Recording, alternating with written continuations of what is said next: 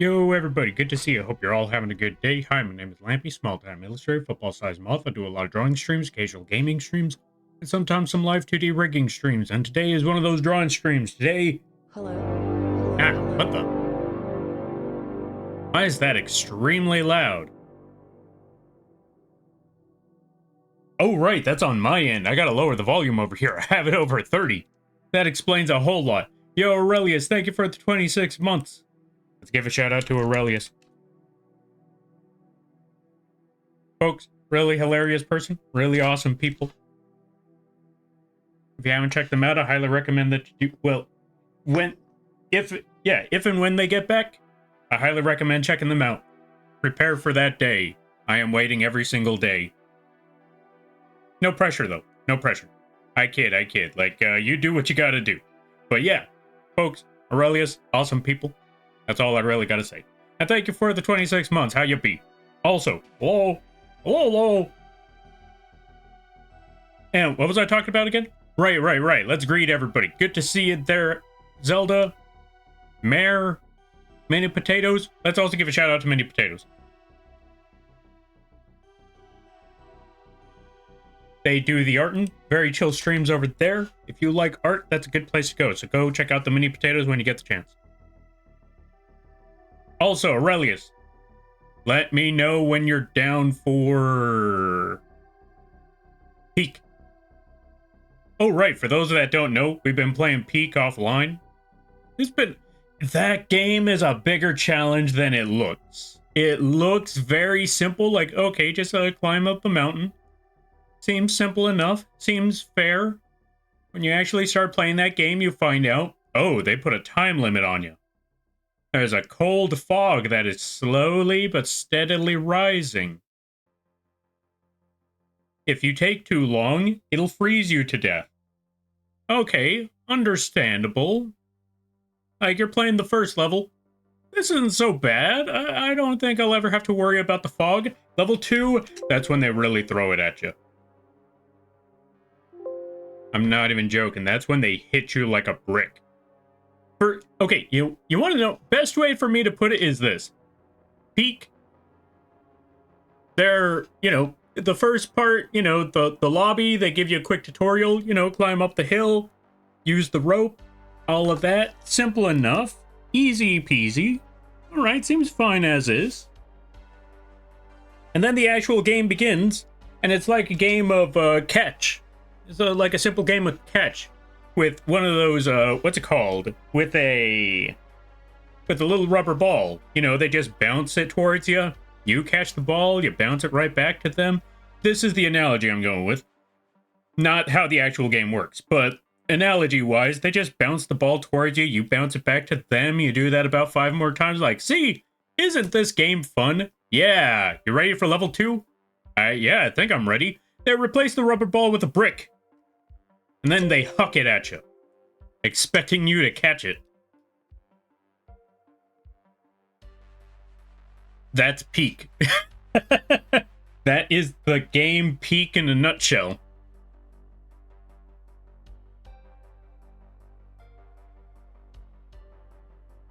Let's see. Streamer knows my name. I know everybody's name. Wallace. We don't have enough people here for me to say that name and actually catch somebody with it. But you never know. One of these days, that joke's gonna work. Although, it'd be even funnier if it actually did manage to land, because I don't know how many people are here. But if I actually managed to get that name right on somebody, I think that'd be the most hilarious thing ever. Alright, let's see. Oh man, I've been itching for Peak. If you're still free in 3 or so hours, I'm super down. Alright, after stream, it's time for Peak.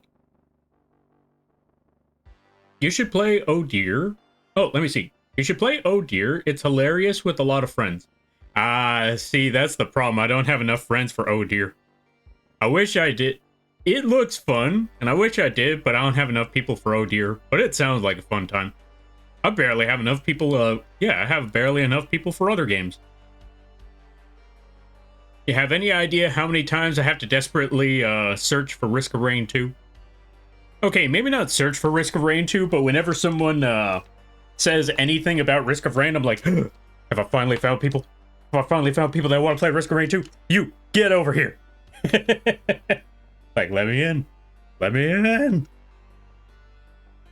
That sort of nonsense. Alright, let me see. My workday just started. Oh, dang. Sorry to hear that there, friend. I'm wishing you the best of luck with work. You got this. Alright, we need to move the brushes back to the line. Or, yeah, back to some regular lines. Work with things from there. Just select that. Boom, there we go. Should be all clear there. Also, let me see. Biome 2 is so horrible, like an actual difficulty cliff rather than a curve. Yeah, I think that's how they get you in Peak. Like, yeah, like you said, they don't give you a difficulty, they give you a difficulty spike. Actually, you know what? I could just simply draw it here, folks. This is how Peak works. Let's say this is the difficulty level.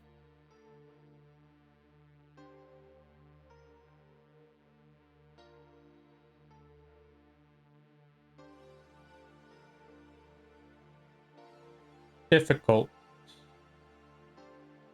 T in Peak. Level 1. LV1.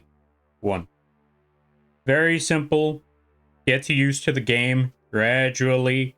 Lets you understand just how the level works. Once you get to LV2, though, it goes like this. We're going to stop the marking right here. This is where level 2 begins.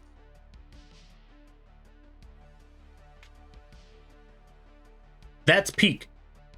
Actually, yeah, like this. This is how the difficulty spike works.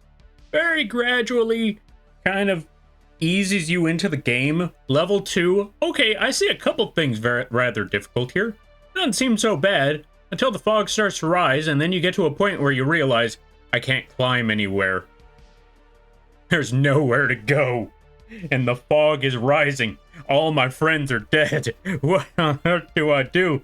Actually, luckily for me, I have never been in the case where I'm worried that I'm the last one standing, all my friends are dead, and they're all relying on me. You wanna know why? Because I'm one of the early ones to die.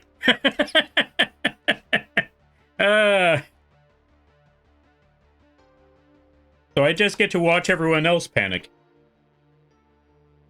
That's how difficult the game is. I have never been the one to be the last man standing.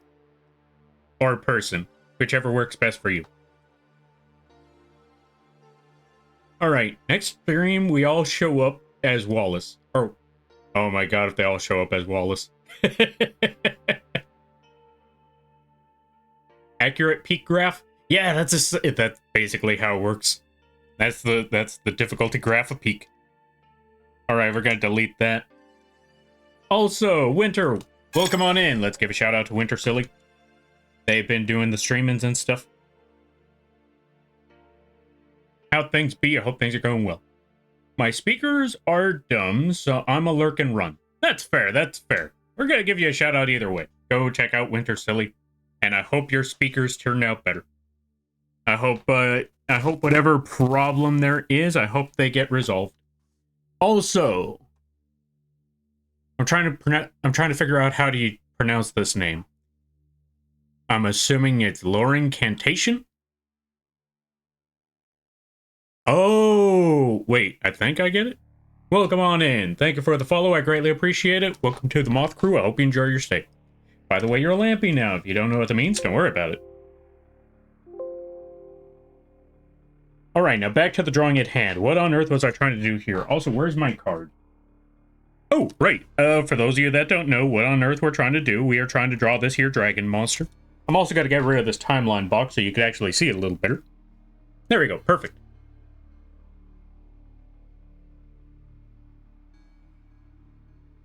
We're trying to draw that thing. Of course, we've taken a couple liberties, like messing up the hair a little bit more. Outside of that, Yeah, we're just trying to draw this here creature. Why? Because it was one of my favorite Yu-Gi-Oh cards from back in the day. So that's exactly what we're gonna do. Alright, welcome on in. Hope things are going well. Let me see. That's sick. Yo, thanks. I'm glad you like it. Yeah, I've been drawing this one for a minute now. Well, I want to say, how many streams has this thing been? Like 2 so far? Although 2 of them has mostly been the sketching and finally getting to the line art.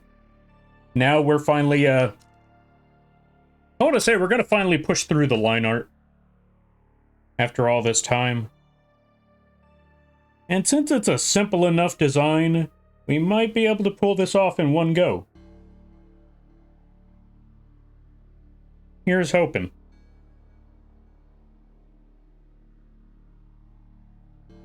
I'm gonna at least give it a shot, though.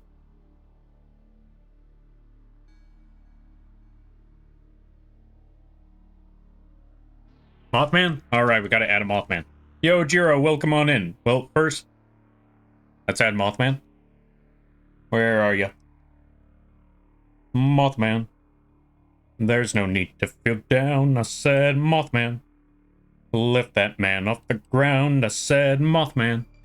'Cause you're in a new town and there's folks to be abducted. Thank you for redeeming Mothman. And let's also give a shout out to, Jira.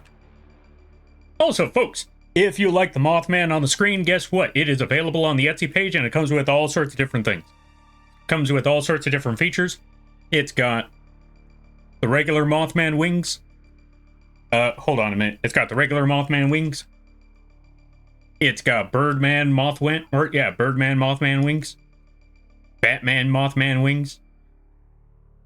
And if you ever saw, if you ever had this, and asked yourself, if you ever had trouble trying to figure out which one you want to use during that time, why pick? Be not afraid. Also, it comes with fast wing movement in case you ever wanted that. So yeah, go check out Mothman when you get the chance, if you want to. Just know that it is available on the Etsy page at a very, very affordable price. With that being said, let's also give a shout out to Jira.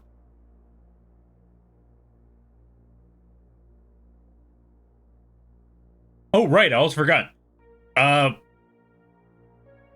Also, if you wanted to check out the Etsy page, just go to !ETSY. Or Etsy. You know what I mean. But yeah, go check out Jira. And let's also give a shout out to Xertes. Both of them really awesome people. I love that. Yeah, I'm glad that you like it. I drew and rigged it myself. It was well, actually, this one was one of the easier models. For obvious reasons. It's just a giant silhouette.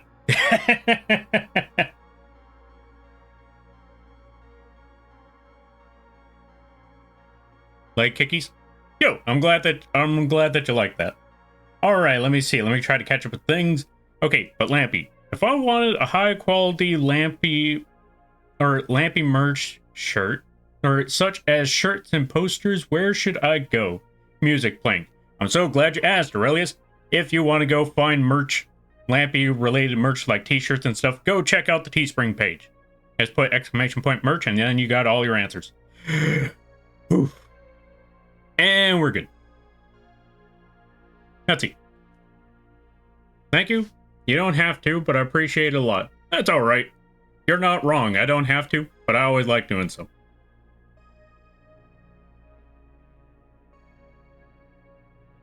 I feel a lot of people out there deserve a shout out.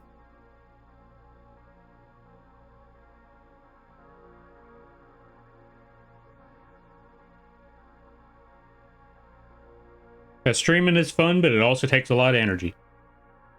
So, one, it takes a lot of energy, and two, the fact that you kind of got to put yourself out there. That's I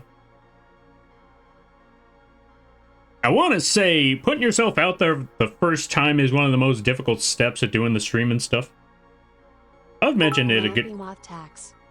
No tax. Hey. No tax. No tax. We've been through this. No Lampy tax. Also, I see what y'all did. I see what you did. I've said that there were other moths, so there were other moth taxes that you could pay.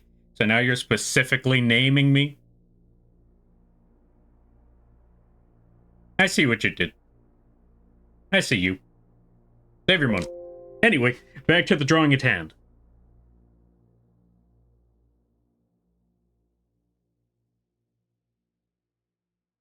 Just when I thought I had an out, they find a way to turn it on me. So this is what it feels like. Also, welcome on in there, Dice. How you be? I hope you're having a good day there, buddy.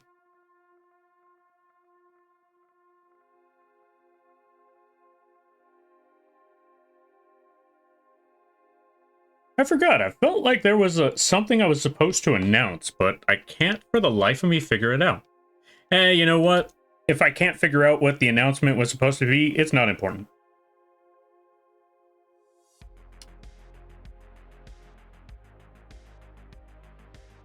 Watch it be something big, like big news sort of thing, and I'm like, it's probably not important if I don't remember what it is. Probably not that big of a deal.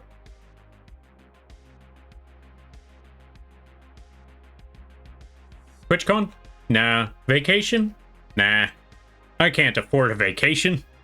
I gotta work.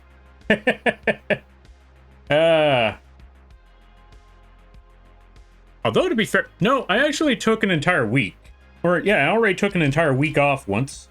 Earlier this month. So, no, I already technically kind of had my vacation. And when I say vacation, I mean, I just worked offline.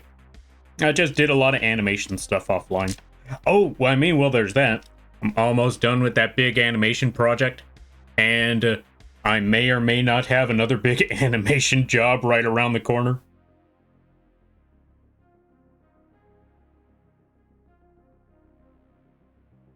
And I think it's about that time that I do the supply and demand thing where I up the prices so I can lower my lower the workload, or at least up the pay. Don't get me wrong, folks, don't get me wrong. The job is great. Everyone I've been working with has been awesome, but how do I put it? I don't know how to explain it. But long story short, there's been a lot of animation jobs rolling on in. And I am struggling to keep up with them all. So the best way for me to get around all of this is to do two things. Thing number one.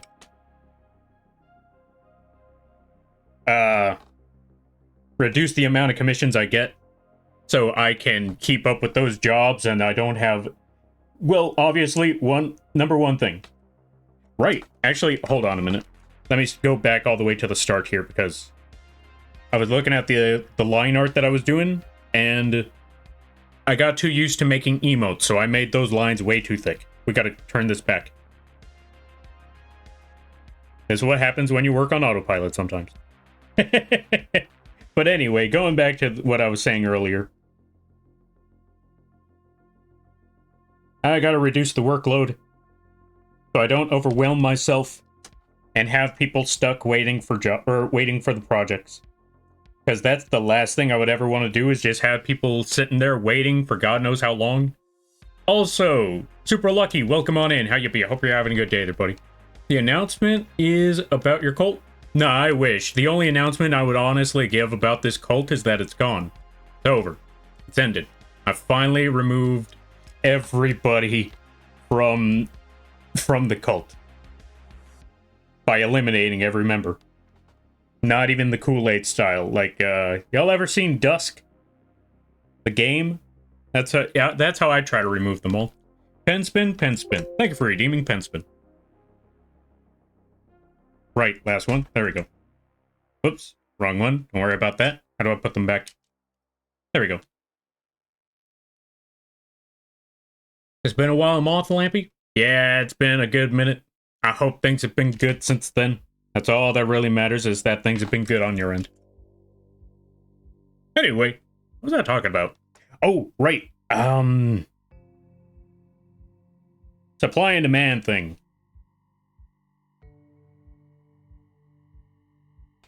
I've also learned that supply and demand doesn't always mean that, doesn't always have to be used to get more money out of your clients. It's also a way to reduce the amount of people that come to you for work, so you could get your current projects done.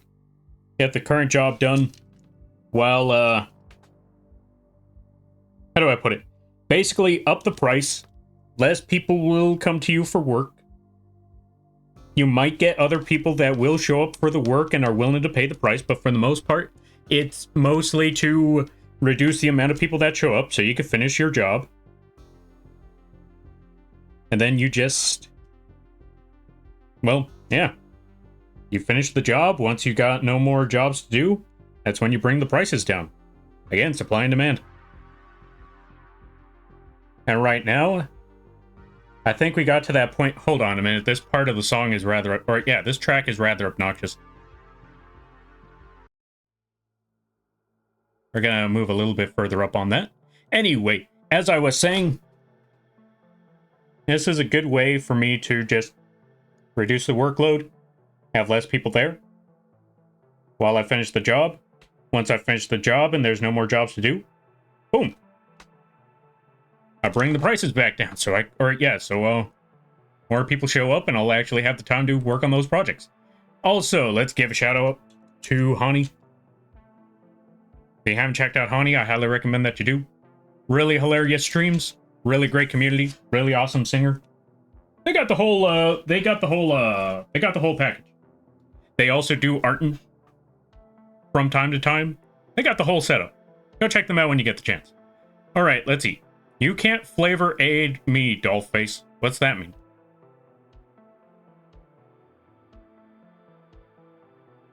Anyway, okay, let's see. If you want a hug, you could have asked instead of jumping on... wait, what? Oh, the zoom in. A hug. Right, that's totally what I'm here for. Totally not trying to get up in your face and finish the job that I was mentioning earlier. Nope, not at all whatsoever. I don't know why you would think that. I don't know why you would think that's the case at all whatsoever. Part of me really wants to use the Skyrim the Skyrim bit right now, but no. We're gonna save that for a special occasion. We're gonna save that one for a special moment. Anyway, let's finish off the hair.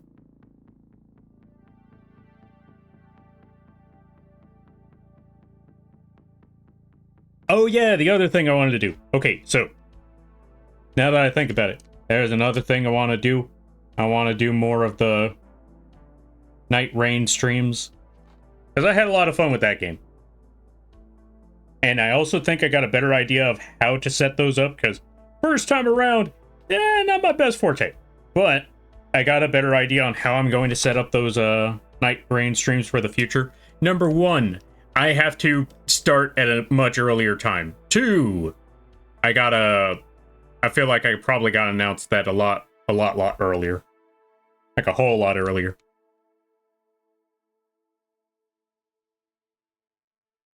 Okay, football, yes. Go to your local sporting goods store, buy a football, and then hug it. Or wait for the Lampy plushies to roll on it. Which, by the way, those seem... okay, so I haven't got any notification that they are on the way yet, but I've worked with this... I've worked with these people before. They were the same people that made the Lampy plushies the last time. And, well, I got that batch, so I just gotta wait for this batch. As for when it'll roll on in, I want to say it's in about a week or so. I forgot when I ordered them, so... it should be fine. Not only that, but I've also checked the site where I bought the plushies from. And they always give you this notification that if they don't send it within the next 2 months, you automatically get refunded. So, even if it doesn't work out, which, like I said, I've worked with these people before, so it should work out just fine.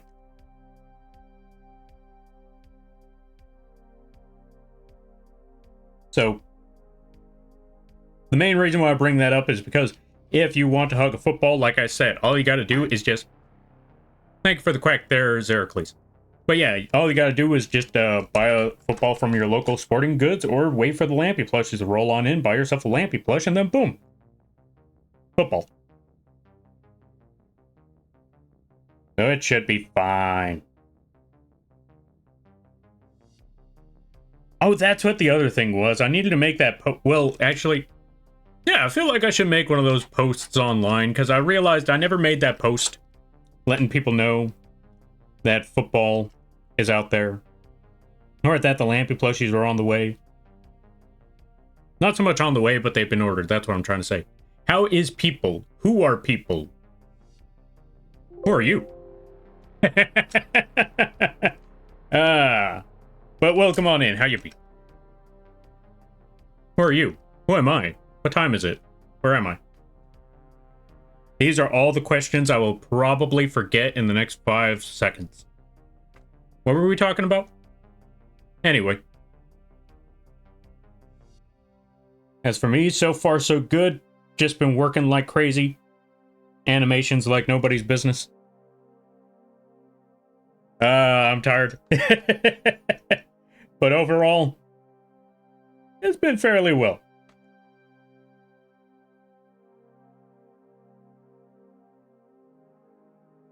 And I want to say this coming August will finally get started on whatchamacallits.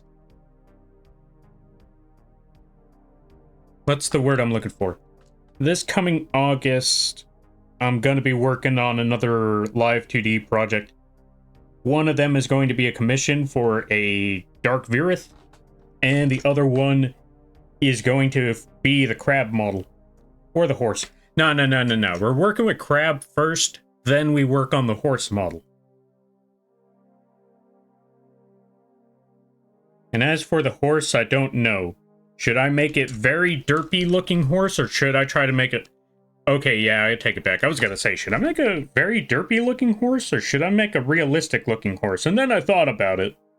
I really started to think about it. The realistic looking horse, I feel like that would take forever and a half. You know what? Let's go with derp. I like derp. Or I could try semi-realistic. You know, just go with the style that I always do. I'd probably try something along those lines. But I don't know, I just like drawing derps. Perfect example, just look at all the derps on the screen. You got Mothman over there, you got the bird up there, then you got Lampy himself. If these don't look like derps, I don't know what they look like. Anyway. Let's work on the line art for this wing-like finger in a way.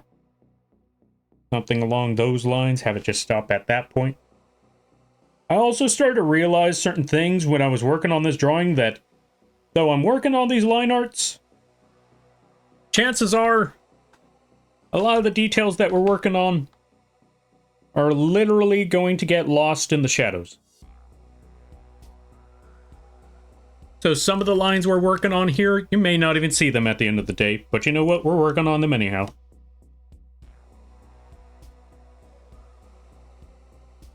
Also, let's catch up on some reading, because I skipped a lot, but... Well, not so much skipped a lot, but I missed a lot. That's the word. Alright, let me see.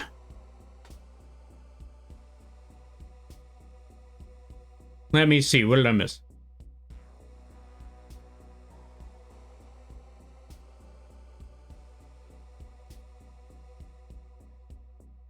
A chaotic gremlin. Who's a chaotic gremlin? I've been having some fun with my latest Yu-Gi-Oh deck. Haven't managed to do the intended combo yet. Which one was that combo again?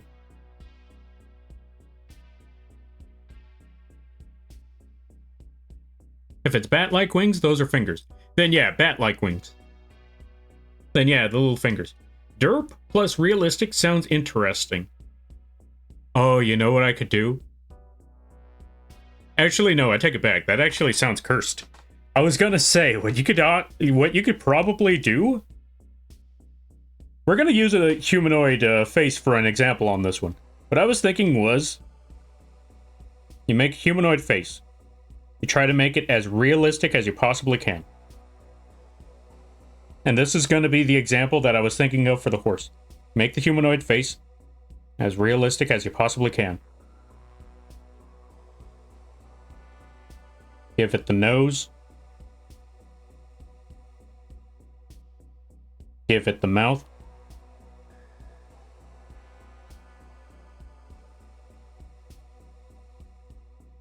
Hold on a minute. Let's try that again. It's supposed to be like that. There we go.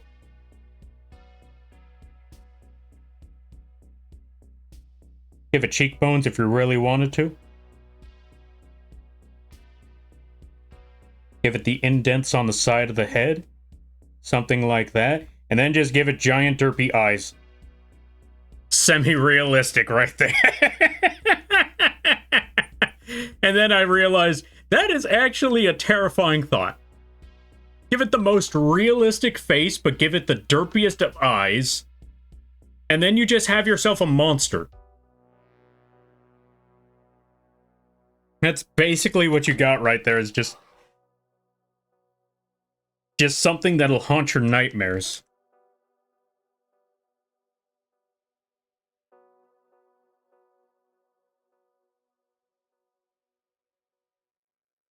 Hold on, man. We also got to do one other part here.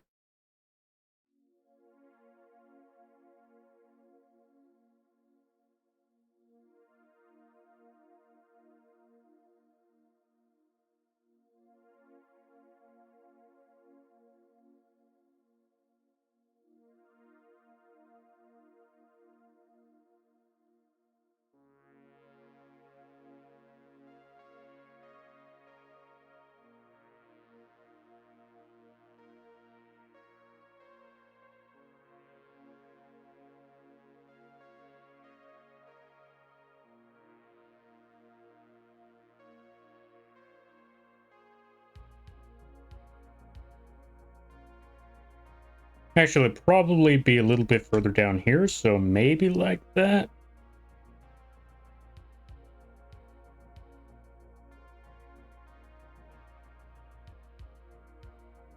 Why am I over-focusing on this derp of an idea instead of the actual monster?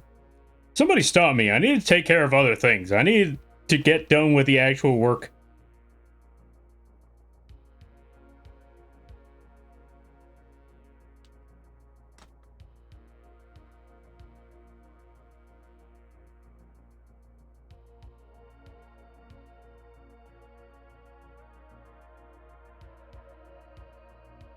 There we go. I don't know why I'm doing this, knowing full well that I'm just going to get rid of everything later.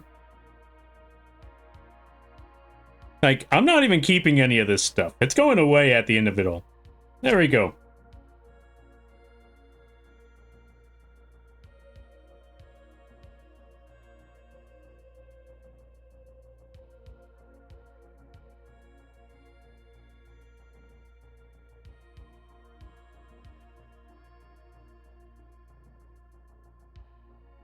All right, and we're good.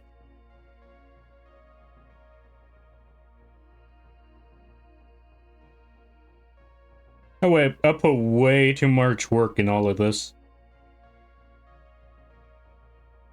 Anyway, we're gonna get rid of all of that, and we're gonna catch up with the rest of the work. Okay, let's see.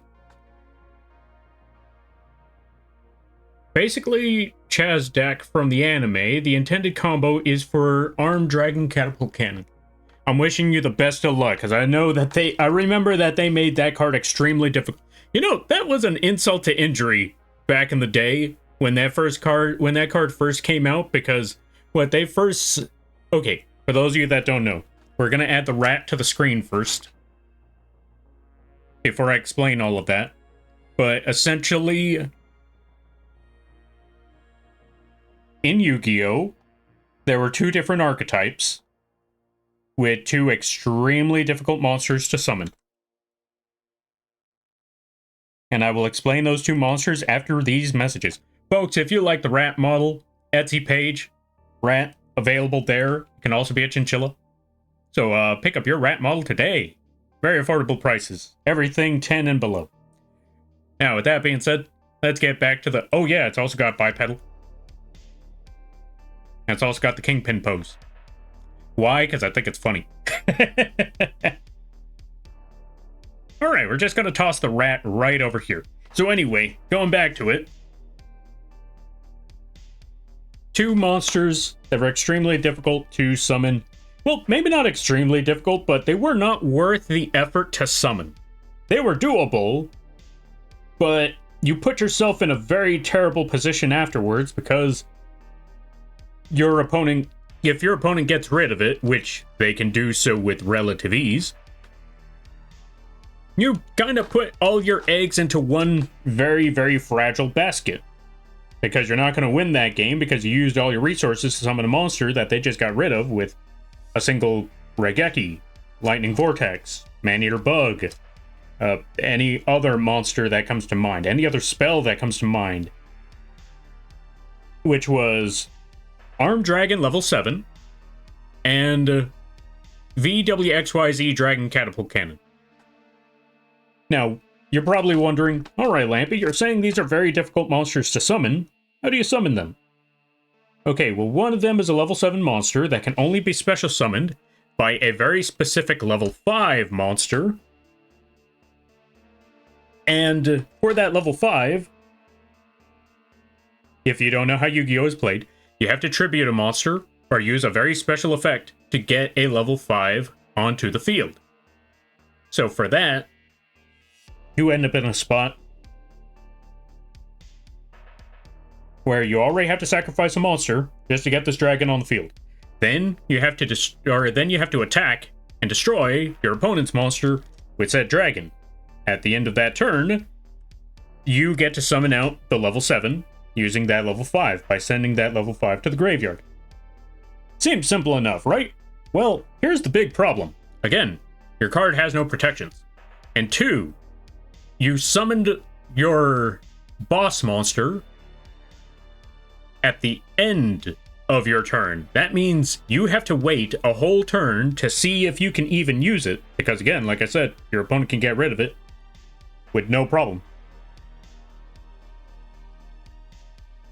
Now with that, also, I'm going to try to make these lines cleaner. I don't know why I'm trying to make them all jagged.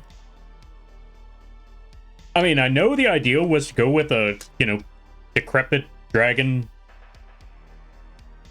But giving them, I don't know, what I'm doing right here, it just feels a little lazy. So we're going to try to fix that up. Now, going back to it. Also, good to see you there, Mac. Do not worry, I will catch up on that redeem. I just got to finish off this tangent. So that was one of the monsters. The other one is, well, actually, before I could talk about that other monster, I got to talk about the XYZ Dragon Cannon. For those of you that don't know what the XYZ Dragon Cannon is, it's a card that Kaiba played back in the old Yu-Gi-Oh! Series. And essentially, yo, Mayoto, welcome on in. How you be? I hope you're having a good day there, buddy. So, the Dragon Cannon, it was a monster. Or XYZ, it was a monster that required 3 level 4s, 3 specific level 4 machine monsters to be on the field. And during this time, it was very difficult to get all 3 of them on the field at the same time without your opponent doing something to ruin the entire game plan, because 2 of them are relatively weak. One of them's a level 4 or 1400 attack. No, not 14. One of them's a 1500 attacker. The other one has 15 defense and 13 attack.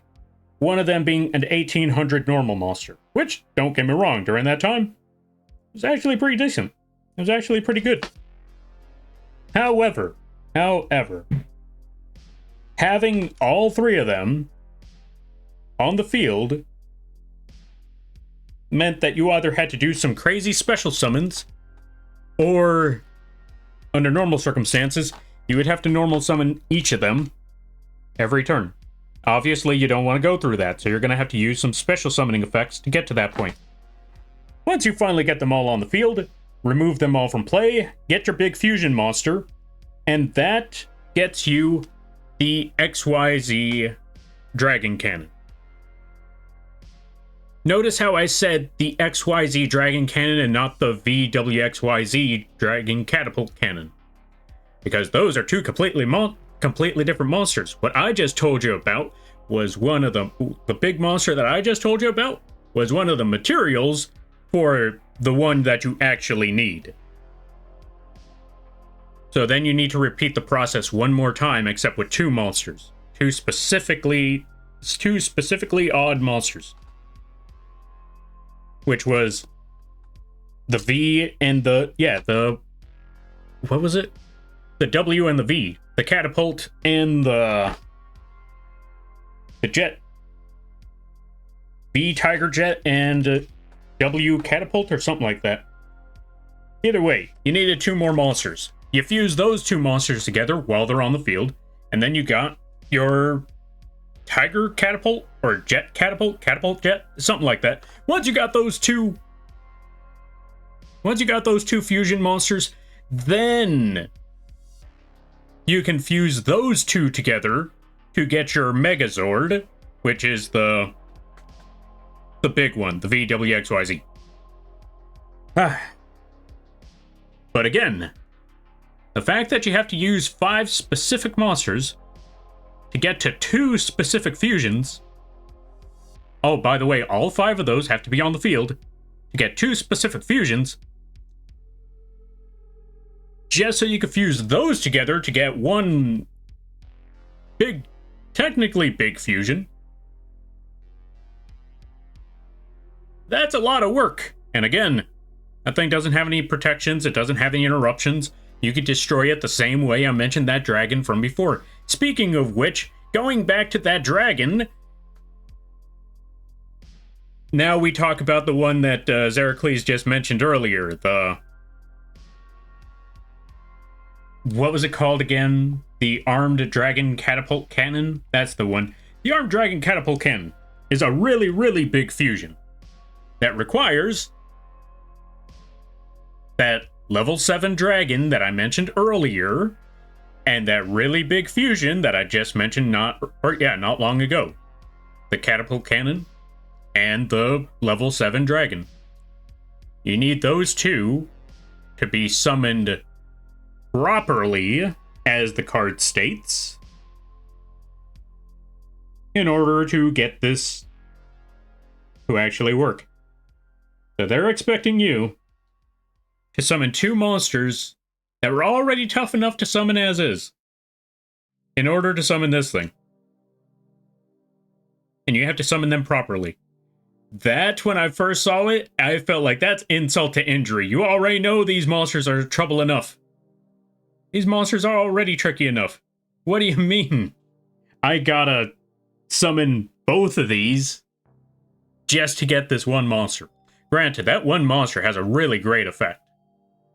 But still, that is a lot to ask. Also, Brina, welcome on in. How you be? I hope you're having a good day there, buddy. Same with you, Mech. Let's add that Karibo to the screen, then I catch up with the reading.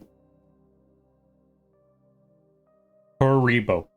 Which, by the way, folks, if you like this Karibo, it is free on the coffee page. That's right, folks. You could get this Karibo and many other things on the coffee page by just putting exclamation point KOFI. And you can get this Karibo absolutely free, no charge at all. And if it does charge you, let me know and I'll move it somewhere that doesn't charge. Whew. But yeah, there we go. But yeah, I hope you're having a good day there, Myoto. Let's see what Dice said. Oh, I remembered the XYZ Dragon, or the XYZ Catapult Cannon. Didn't know they added V or W. Would be interesting to see Konami continue out the rest of the alphabet. I don't know if they'll ever continue the rest of the alphabet, but I will tell you this. They did make 2 more fusion monsters for the XYZs. They actually made ABC. And they kind of skipped everything else in between, because they made the ABC monsters, which they were actually a whole lot better. They actually did a pretty good job with them. One, they were easy to summon. They were easy to get out of the deck. Their boss monster was able to do 2 different things. They were able to discard 1 card from their hand to remove from play a card on the field during either player's turn, which means your opponent didn't have to just attack, or you didn't have to wait for your opponent or try to protect your monster. Your monster had its own protection. And that wasn't the only thing that it had to protect itself. If your opponent did manage to find a way to get around that removal effect and try to get rid of that monster in particular, you could actually have it dodge the attack by breaking into its separate parts. So you could have them merge together, and you could have them split up as well. So that was a very good option right there. And like I said before, then they made another version, or then they made one more version where they just kind of skipped everything. No more X, Y, and Z, or yeah, none of the other letters before. They just went to A to Z. They were just like, we could make the rest of the alphabet, but we all know where this is going. Let's just make the last one. Let's just make Alphabet Catapult Dragon, better known as A to Z.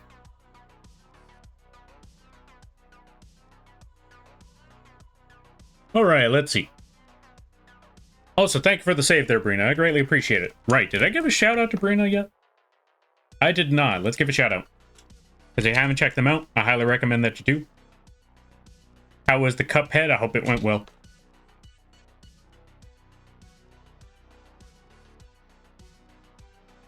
Okay, gonna lurk and play some Batman? Alright there, Lucky, you do that lurking, you do that Batman, or you play that Batman. And I hope it goes well. I hope you have a good day, a better tomorrow, and a great week. Thankfully, modern cards do make it easier. That is very, very true. They did add some cards to make it easier. Maybe not simple, but they managed to make it easier. Figured if there was any stream to redeem the Karibo, it was this one. You know what? That's honestly fair. That's reasonable. That's reasonable. Let's see, because the main Armed Dragon monsters got retrains, upgraded into Armed Dragon Thunder. True, I forgot they had the Thunder monsters. And Ojama with Ojama Simulation can cheat out the VWXYZ. Also true. Also true. It's doable now, or it's a lot more easily now, but...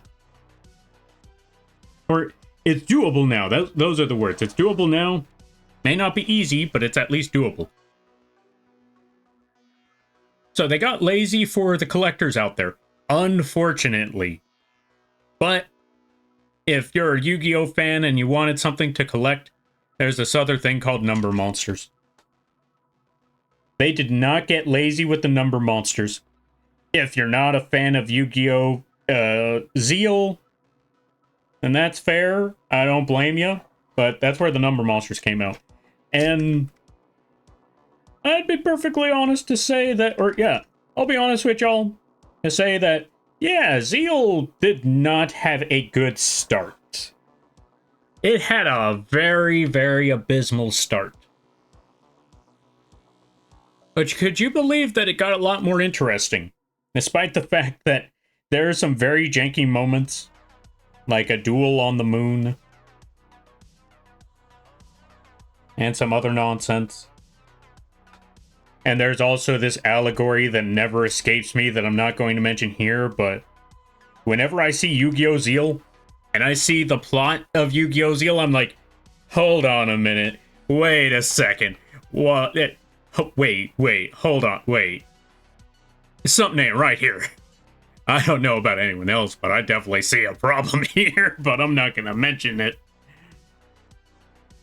If you don't know what I mean, look up the Yu-Gi-Oh! Zeal story. You may not even know what I'm talking about. And if you don't, that's probably for the best. That's probably for the best. But I always look back on that story between the astral realm and the Baryons, and I'm like, wait a minute. That's... Yeah, I'm not going to say anything. I'm going to leave that alone.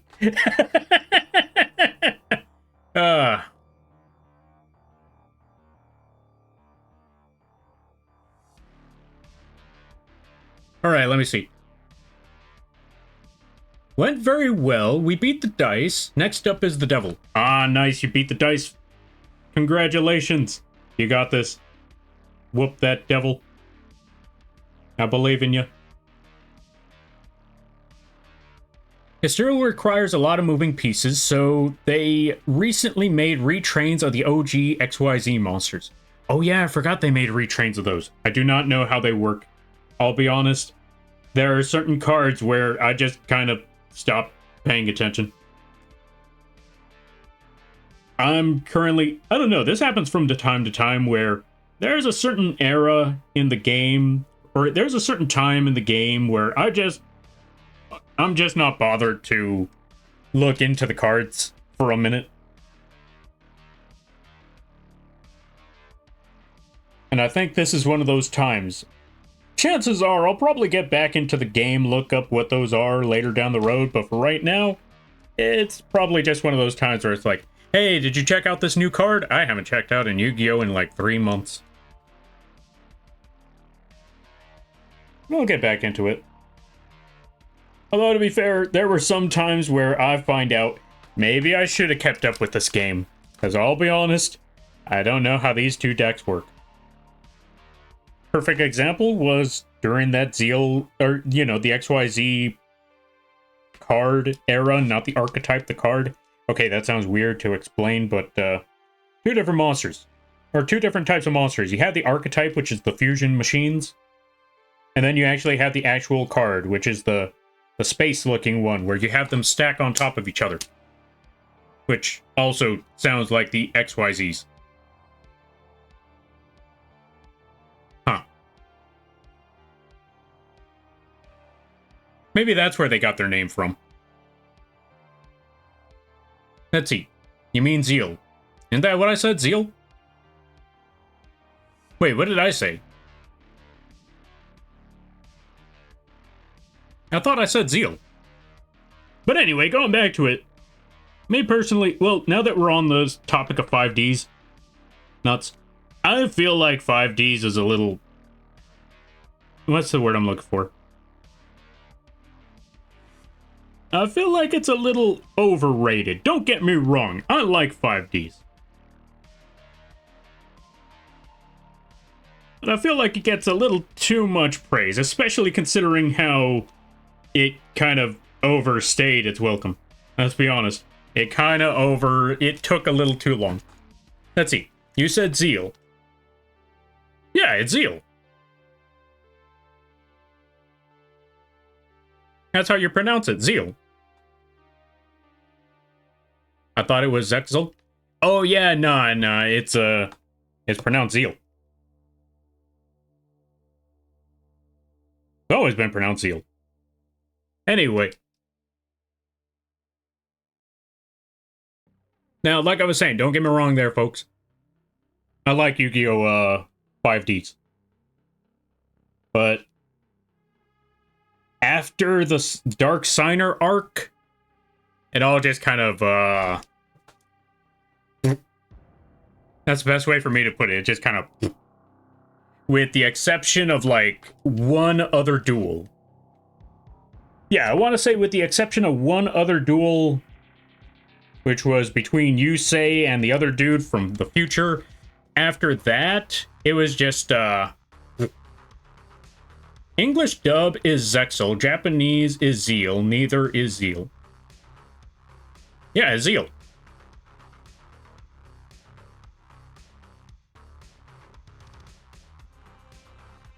I don't know why we're having this conversation. Anyway, going back to it. Like I was saying, Yu-Gi-Oh! Zeal is the opposite, where it started slow, started pretty bad, not a lot of people were having fun with it.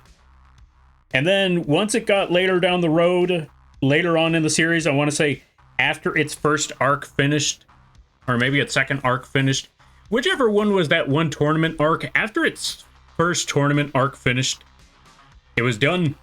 Or, well, not it was done. I take it back. That's when things actually started kicking up, or when it started kicking in high gear. Because that's when we got the Chaos Monster, or the other version of Chaos Monsters. The new Chaos Monsters. Where they started using that one rank up magic card, and the plot started really, yeah, the plot really started going. There was the build up to this entire war, and then they actually had the actual war. That war was brutal. And it was awesome. And then they had, like, this scene where they had, like, a 3-headed dragon nuke a, shoot a freaking satellite, not even a satellite, shoot a freaking space colony out of the sky. Or out of orbit, actually. See, this is what I mean, like, Yu-Gi-Oh! 5Ds and Yu-Gi-Oh! Zeal, they had the opposite trajectory. Where 5Ds started strong until the end, where it started to teeter downwards. Zeal started low, like, really bad, and then nearing halfway point, it started teetering upwards. And then it started getting ridiculous, but in a good way. It was so dumb in the best ways possible. The most absurd is Arc 5. Well, that's because you have multiverse. Nothing ever goes right with multiverse. Also, let's give some shout-outs to Mary Lamb and Blobby. Folks, go check out Blobby Derp. Really awesome people, really amazing streams, really chill times over there. Go check them out. Really cool stuff. They also make the perfumes. They're also practicing the singings. And let's give a shout out to Mary Lamb. They play a good variety of games. They also do art. Really amazing art. Really hilarious people. Really great communities. Good stuff right there. And then Vrains was Yu-Gi-Oh! VR. Vrains was a disappointment. I don't care what anyone says. I apologize. If you're a fan of Vrains, I hate to say it, but I was disappointed. Don't get me wrong, I was also disappointed in Yu-Gi-Oh! Arc 5 as well, but I liked the beginning, and then it just nosedived. See, okay, we're doing the graph again. We're doing the graph. So, here's 5Ds.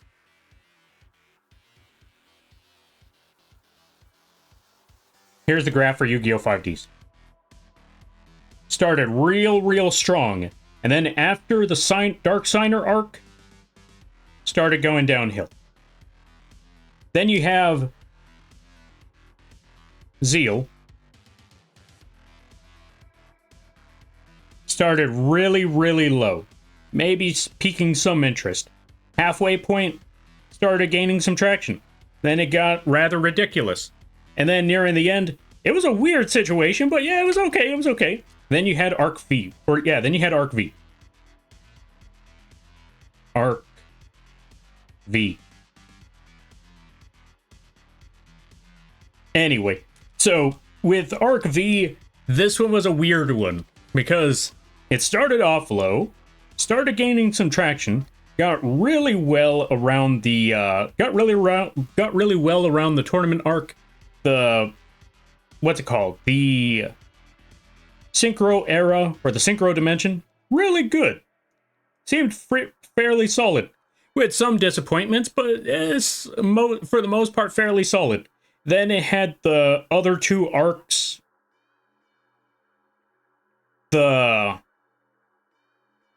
whatchamacallit? Actually, you know what? I'm not even going to keep it up there. We're going to bring this down a little bit because the XYZ arc kind of got a little low. And then the Fusion arc, that one actually started building up for a minute. Second half of the Fusion arc started going downhill again. And then, out of nowhere, once it got to that Zark part, it kind of started... Actually, no, I take it back. Halfway through, it started gaining a lot of interest with these character, or, the main character possibly having a very, having a dark hidden side with that they don't even know about, like a dark entity within them that they are just a fraction of. That started piquing some interest, and then just went downhill from there. This is the end point. This is the worst part, is because this is where all the payoff was supposed to be. The payoff should have just skyrocketed everything. However, because of, them rushing things and maybe not even having a solid end game for the story, it was a shame.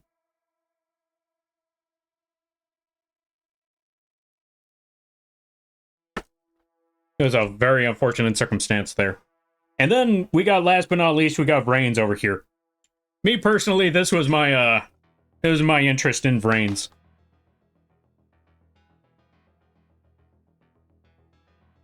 Starting point seemed fairly solid. I liked the idea that they were going for, and then none of their plans actually solidified. All the interest that they gave you kind of didn't go anywhere. Then they had a new story that came up, and I suppose, you know what, it didn't really change anything. It didn't really pique my interest, nor did it make things, nor did it make me any more disappointed. Then it kind of ramped up around the end. That kind of gave some sort of intrigue, and then it was done. Actually, you know what? I'm just going to leave it right there.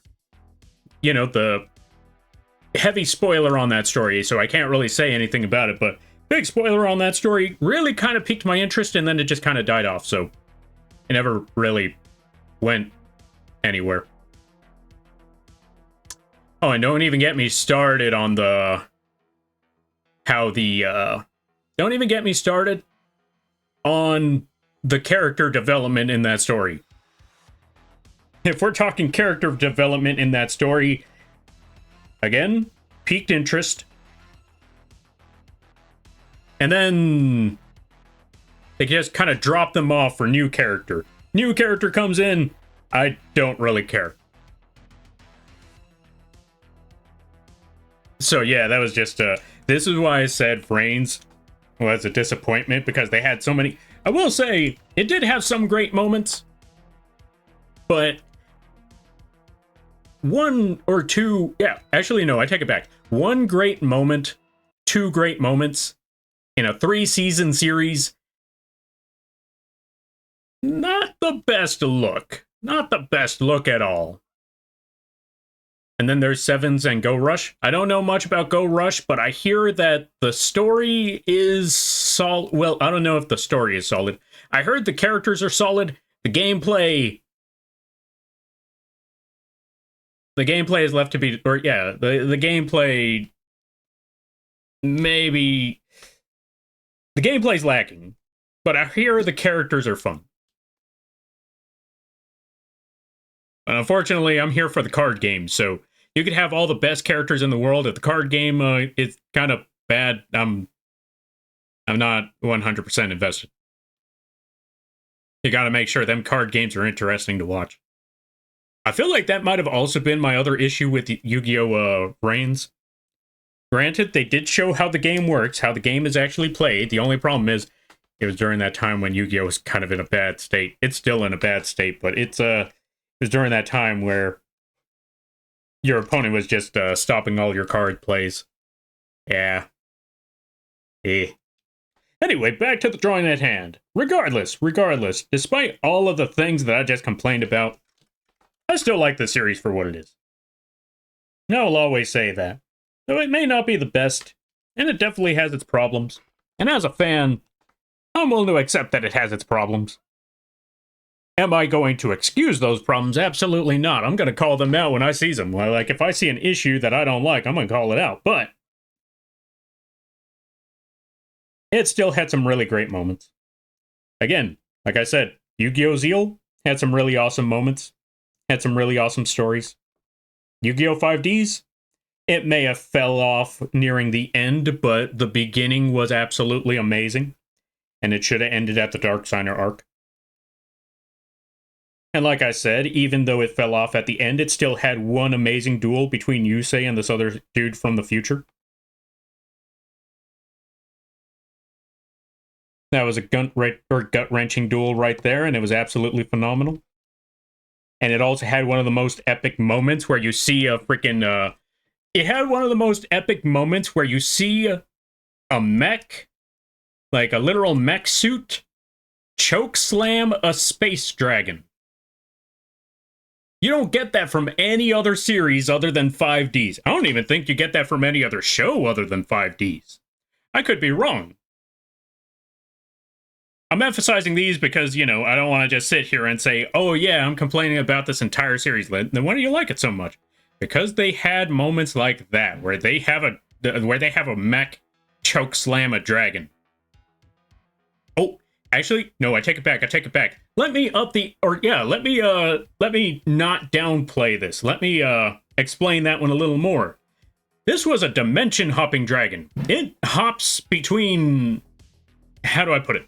It hops into another plane of existence to avoid certain attacks or certain effects. To avoid being hit, it will dimension hop. jump into its own, like, its own dimensional rift, its own separate space. And this mech broke into that space and dragged that dragon back in onto... That one dragged that mech dragged that dragon back into our world and chokeslammed it onto the road.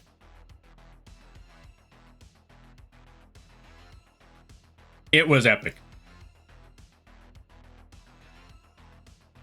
And this is why, despite all of the stuff that I mentioned earlier, I am still a big fan of the series, because it's still got some amazing stuff. However, I do still have gripes with it. Like, why do you have a giant mech and you're using that giant... Okay, not the mech that chokeslammed the dragon. There was a different person who had a different mech suit. And why did they use it just to play cards? Why are you going to have giant robot claws just to pick up giant cards? Oh yeah, also, for those of you wondering, okay, so you had problems with those ones. Why didn't you bring up the other two series? I don't really have much to complain about the other two series, other than the flashbacks in the OG Yu-Gi-Oh series, and for 5D, or for GX.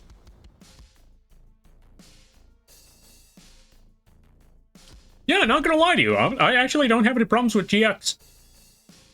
It's not... You know, the craziest part is GX isn't my favorite. I don't even think it would ever cross my mind to be one of my favorites. But I honestly have no complaint about it. It was funny. I think it was fairly fair right there. I mean, did it have its slow moments? Were there moments that people didn't like? Sure, yeah. But overall, even the derpy earlier seasons of Yu-Gi-Oh! GX, I was okay with those. I know not a lot of people like the earlier seasons because it just felt like a slice of life anime, but I was okay with that. I got card games. They had funny interactions. They had some jokes that you probably can't make jokes about nowadays, but yeah, they had some really funny interactions. Also, let me see. Let me try to catch up some things. Okay, let's see. And of course, you can't forget OG Yu-Gi-Oh! Anime was an adaptation of a manga, but after that, they're completely separate, only sharing characters. That's true. If you can nitpick and call out a series but still enjoy it, that's the sign there's at least a few good things. Oh yeah, like I said, there's a lot of good things in that series. There's a lot of nitpicks, but there's a lot of good things in that series. Would you recommend watching it from the start in 2025? Yes. I would highly recommend the Yu-Gi-Oh! Series, and if we're talking about the OG series, I'll be honest, dub, sub, you can't go wrong. I feel like either one of them is reasonable. Me, personally, I would say the English dub because it's got more iconic, or it's got a lot of iconic stuff going on there. If you watch it subbed, you'll miss out on a lot of jokes that people talk about. Like the Shadow Realm joke. Joey being from Brooklyn. That sort of stuff. And I think there were other things, like, Pegasus always referring to somebody as boy at the end of it. Like, Pegasus always referring to Kaiba as Kaiba boy, or Yugi boy, or stuff like that. You miss out on those sort of ones, so I would highly recommend the English dub, just for those moments. Oh, and Bakura being British. There's a lot of reasons I would recommend it. As for Yu-Gi-Oh! GX, I personally would still recommend that one, though it may not be everybody's cup of tea. I would still recommend it. And if you feel like it's a little slow and you're kind of not enjoying the series, despite what everybody says, I would say it's okay to skip certain series. You never know. You never know. You don't have to watch all the Yu-Gi-Oh! Series. Watch the ones that you like. I'm not one of those. I personally wouldn't be one of those people to say, no, you have to watch them all. Like, nah, you don't need them all. You just need either the first one or whichever ones you see as interesting. I would still recommend trying them all out, at least. Okay, I think I stopped watching after the Yugi timeline. That's fair, that's fair. Honestly, that's all honestly reasonable. Good time zone, everyone. Yu-Gi-Oh! So excited. I know, right? Yeah, we're always talking about Yu-Gi-Oh here. That's why we had the Karibo. That's why we're currently drawing a Yu-Gi-Oh monster as is. We draw a lot of things here. Alright, let's see. Happy you lost the game. Oh, hi Lampy, you lost the game. That's okay, I always lose every game. Welcome on in there, Glass Shark. Let's give a shout out to Glass. There goes my pen. Don't worry about it, I'll get it back later. They play, or yeah, go check out Glass Shark. Or go support the Glass Shark. All of that stuff. There we go. And welcome on in there, Booga. How you beat? Lampy, I beat the flippin' powered up bug finally. Yo, congratulations! That's what's up, let's go. Whoop that bug. Also, let's give a shout out to the Rabagaki. If you like Arton, if you like Live 2D, if you're a fan of very chill times and very funny stories, this is a good place to go. I highly recommend it. Booga's really awesome people.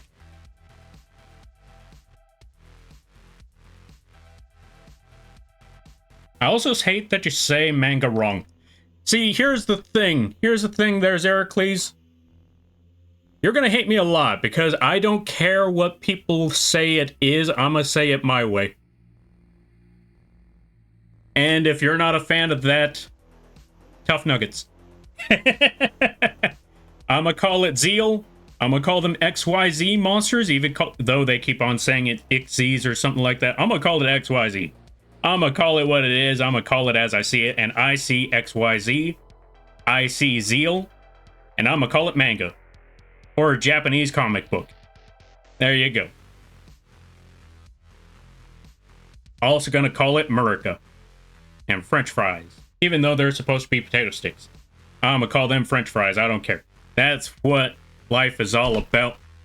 Because I'm really not a big fan of technicalities and being limited to words. That's just me personally. Someone could tell me, it is pronounced this way, say it right, and I'm like, well, now that you just told me that way, I'm going to specifically say it any other way than that. Congratulations, you played yourself. Now, I'm gonna sit here, talk about Zeal and my XYZ monsters. And I'm gonna sit here and talk about the XYZ monsters in the Zeal manga.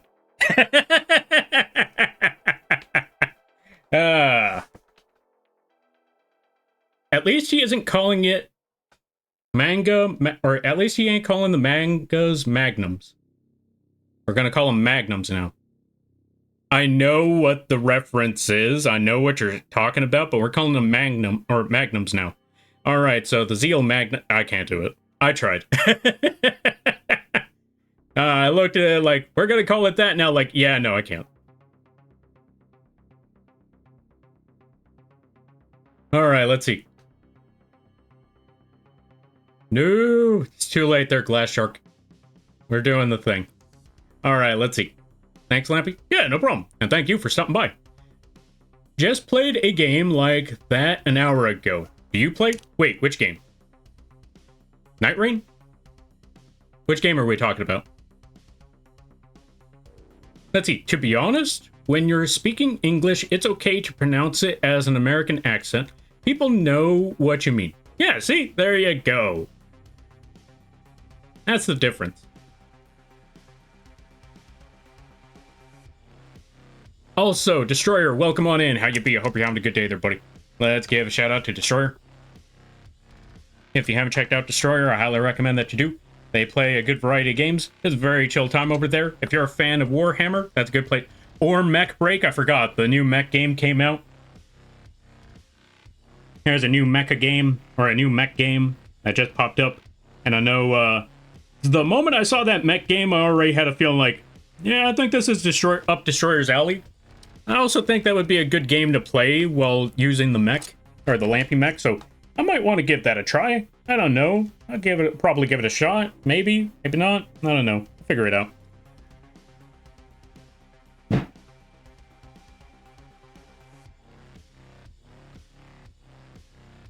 But yeah, going back to it, I think it should be fine, so long as I'm not trying to make fun of, so long as I'm not trying to make fun of words. I think that's one different, I think that's the major difference. Like, if I'm just trying to pronounce it the way I pronounce it, that's one thing. But so long as I'm not like, you know what? well, actually, how do I put it? I don't know.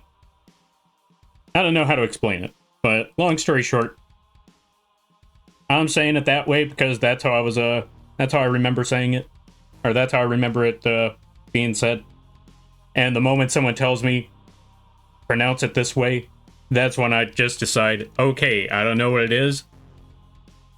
There's just something within me that just tells me, you're gonna take that from them, and I'm like, absolutely not. I'm gonna say it however I like. So that just leads me down the road of permanently saying something intentionally to get under that person's skin. It's just an internal thing after that point.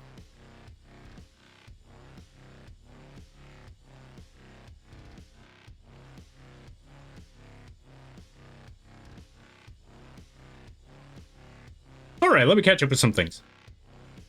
But yeah, what was I talking about again? Yu-Gi-Oh? Yeah, we were talking about Yu-Gi-Oh. Okay, going back to the Yu-Gi-Oh thing. What were we talking about? Oh, right. So, talking about moments that I really liked in Yu-Gi-Oh. Obviously, one of my favorite things about the early Yu-Gi-Oh series was how they had no idea how to play the game either.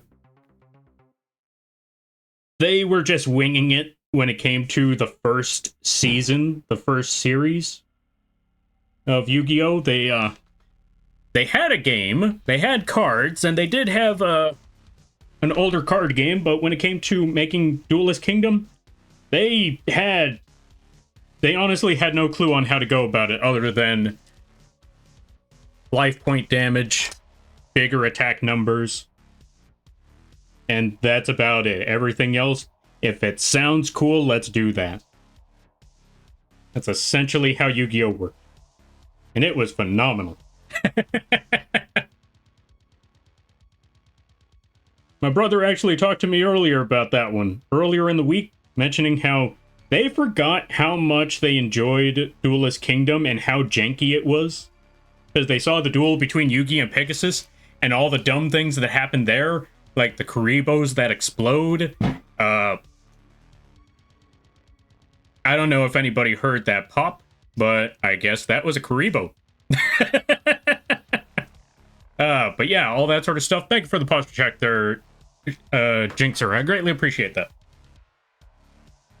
Playing it now too? Ah, you're playing the Mech Break? Nice. How is Mech Break? What is Mech Break? How is it? What kind of game is that like? Earlier, I was asking if you played Yu-Gi-Oh! Oh, okay, I play Yu-Gi-Oh! Sometimes. I'm still up to date with the current game. I want to say... Okay, when I say up to date, it's been a few months, but if there's any deck that I've been having fun playing, it's... that new... Okay, I guess this is an old deck. I'm still playing Red Eyes, but that new Metal Dragon that came out, the new Metal cards, those have been very, very fun. Especially the new Red Eyes Metal Dragon and the Metal Flame Swordsman. Those ones I've been having a lot of fun playing.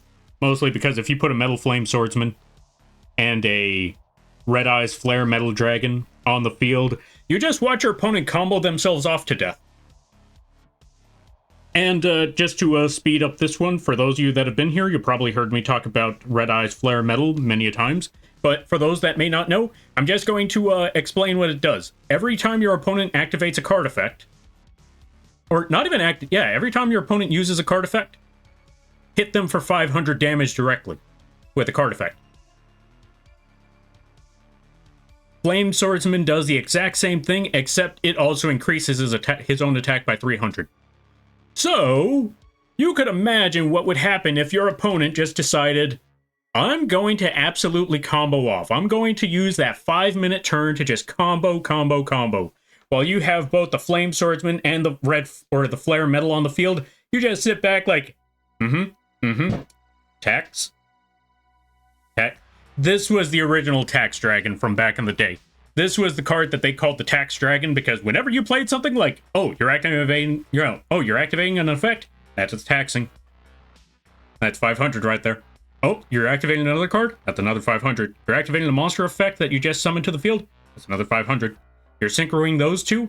Oh, your Synchro Monster has an effect? That's another 500. Oh, you're doing another card effect. That's another 500. Oh, you just Link summoned? That Link summon has a card effect? That's another 500. And the list goes on. You know how it goes. Like, your opponent just keeps on playing cards, and you're just like, 5, 5, 5, 5. And if you had them both on the field, that's 5 for each of them. So your opponent only gets a grand total of 7 moves. Thank God, because if you didn't have those cards there, good lord, it'd be forever. This is why I like Red Eyes Flare Metal, and this is why I like the Red Eyes deck. Okay, let me see. The only time I think you should change your pronunciation is when it comes to people's names. Also very true, very, very true. Like, if it's someone else's name, and they respectfully let you know, I apologize, but it's pronounced this way. Then, yeah, that is definitely the best time to change up the name and let them know, like, oh, my bad. I thought it was pronounced this. Thank you for letting me know. I will now say it this way from this point forward.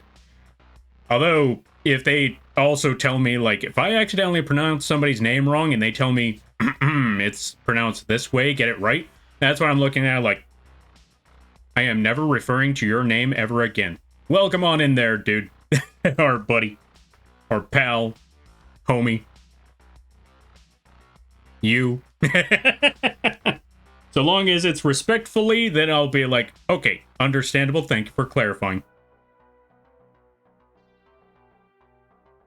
Let's see, also let me try to catch up with some things. Red Eyes, base. I'm glad that you like that, because I'll be honest, Red Eyes has been getting some decent cards, but yeah, it's still not enough to save their bacon, but they've been getting some pretty decent cards. Actually, you know what, I take it back. I think Red Eyes has a solid set of cards recently. Could it use more? Absolutely. But right now, I think it's got a decent set of cards. Definitely do a lot more, but yeah, it's decent.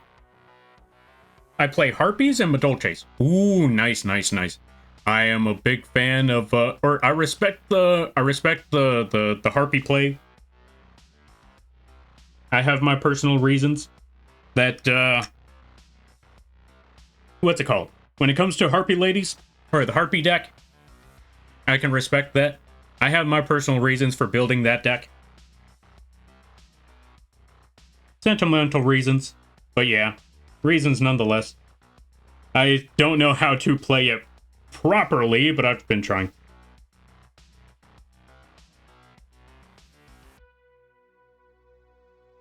Alright, let me try to catch up with the rest of this stuff. Alright, let's see. I'd be destroyed with that. You and many others. Because there are a lot of times where my opponent, or I've had many situations where my opponent just keeps going and going and going and doesn't stop. Regardless of the fact that they're losing life points, that they are burning themselves, they are still going. And I'm like,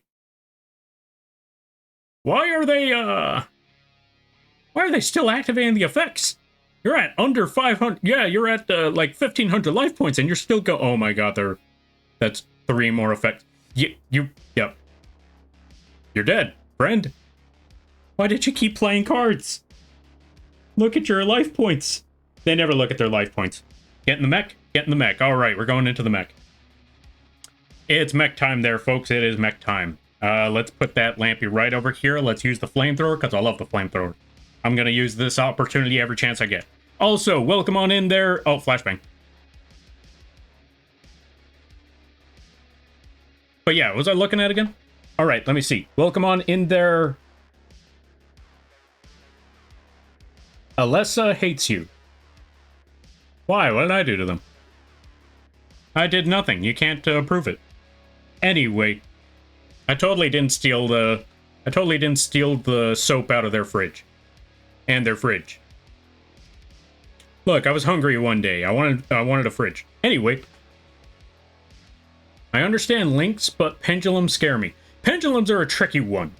Oh, right, I've also forgot to check. Hey, new to posting art, any recs? Like, any recommendations on where you would post your art? I would say, okay, he definitely stole my fridge. You cannot confirm nor deny that. But probably. So, going back to it, also flashbang warning. Going back to that question, that's a tricky one because, okay, I will definitely tell you this. When it comes to posting your art, I would say, posting art is a tricky one. Because there's a lot of sites you could post them on. There's the Instagram, there's the Twitters, there's the Blue Sky, there's the... What other ones are there? Pixiv. You could also stream your art. There's definitely a lot of places you could put it. I apologize, there aren't many places that you could actually put it where, you know, it won't get scraped. Because that's the internet for you nowadays. But if you're trying to get your work out there for people to see, those would be the main ones to go for. Again, Instagram, Twitters, Blue Sky. Maybe even Pixiv. Although Pixiv has been very difficult to showcase art nowadays because a lot of it is clogged. But also, the other thing when it comes to showcasing or posting your art, I would definitely say it's best to start with your best foot forward. Post art that you know a lot of people will be interested in. Okay, when I say interested, I mean they know what it means. They know what it is. Like, what's the best way to put it? Okay, I know that there are some folks that get irritated that fan art gets more traction than original art, but you also got to remember that fan art means that people know this stuff. They have a connection to this stuff. So you got to, this is why I say start with your best foot forward. And sometimes you don't even have to do it that way. Me personally, the way I got any form of traction back in the day, because I'll definitely tell you, there are like two different accounts that I have. There's the Lampy account, and then there's a private life account, which I never use anymore. But when I was using that account, I got no traction on it. Lampy account, completely different story. You want to know why? Because I started posting things that mattered to others, if that makes any sense. Don't get me wrong. Don't get me wrong. I'm trying to put this the best way that I can. When I posted, even when I posted fan art, it got some traction. It got attention from some folks, but one thing that I got a lot of traction from was making PNG assets, making, you know, PNGs that people could use, showing those off, showcasing other people using those. That got a lot of traction, and that managed to get somewhere, you know, before that site kind of got split between itself and Blue Sky, and then it just became a struggle. But for the most part, posting stuff that you know other people will like, that will catch other people's attention, which will allow them to showcase all that other stuff. But if none of that matters to you, if you don't care about any of that, and you just want to post your work, and you just want to post stuff like, or yeah, if you just want to post what you like, and you just want to draw what you like, that is okay too. Do not worry about that part. If you're not trying to gain traction on these sites, and you just want to drop your art somewhere, then skip everything I just said. But if you're trying to gain traction, that's one way to go about it, is to figure out what could be something that you can put that will catch people's attention, that will really, that will catch people's attention. That's the best way to go about it. And even then, you don't even have to do it the way I did. Like I said, there are many other folks that have done it in different ways, where they just drew what they liked, and what they liked was something that a lot of other people liked. You can also draw what is trending. That part might get exhausting, but if you're a fan of whatever is trending, then that'll probably help you out a lot. Like, example, let's say, what is very popular right now? What is a show or a series that a lot of people are talking about right now? If there's a show or a series that a lot of people are talking about, that they're going crazy over, that everybody has been yammering on, and you yourself are a fan of that, boom, foot in the door right there. K-pop Demon Hunters, there you go. If you're a fan of any of those, start drawing those.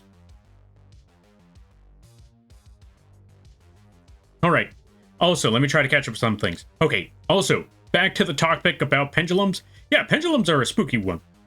Lampy doesn't appreciate an attitude. I most definitely don't. Like I said, that's the part. Like, if someone's respectful to me, I will be respectful to them. If the moment someone tries to give me sass, like, maliciously, I am going to completely shut this entire situation down. Like, yep, nope, I am not dealing with none of this. And I've had this situation happen before where there are some folks where they give sass. I don't call them out on it, for the most part. I don't always call them out. Sometimes I call them out, but when there is some sass, sometimes I'm just like, and then I just kind of stop responding. And then the day after, they're gone. Or if it's in real life, I'm like, yeah. So anyway, you do you. I'm gonna go. Like, hey, where are you going? None of your beeswax. But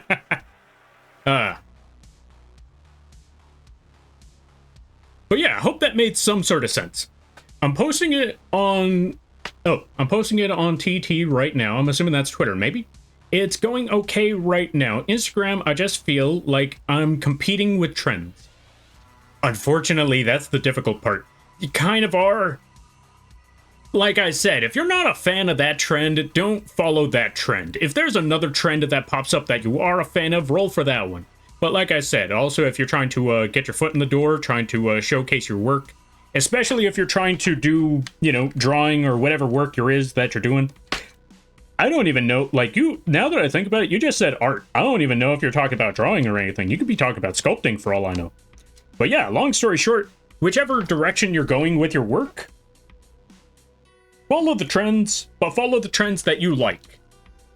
You don't have to follow every single trend. If there's a trend that you're not a fan of, just be like, I'll wait for the next one. I'll wait for the next one. Oh, you know what might be a good idea? I haven't tried this myself, but this might be a good idea where one idea that could possibly work is follow one trend. Follow that trend. When you get tired, stop following the trend or stop following the new trend and give yourself some breather room. Come back to it later.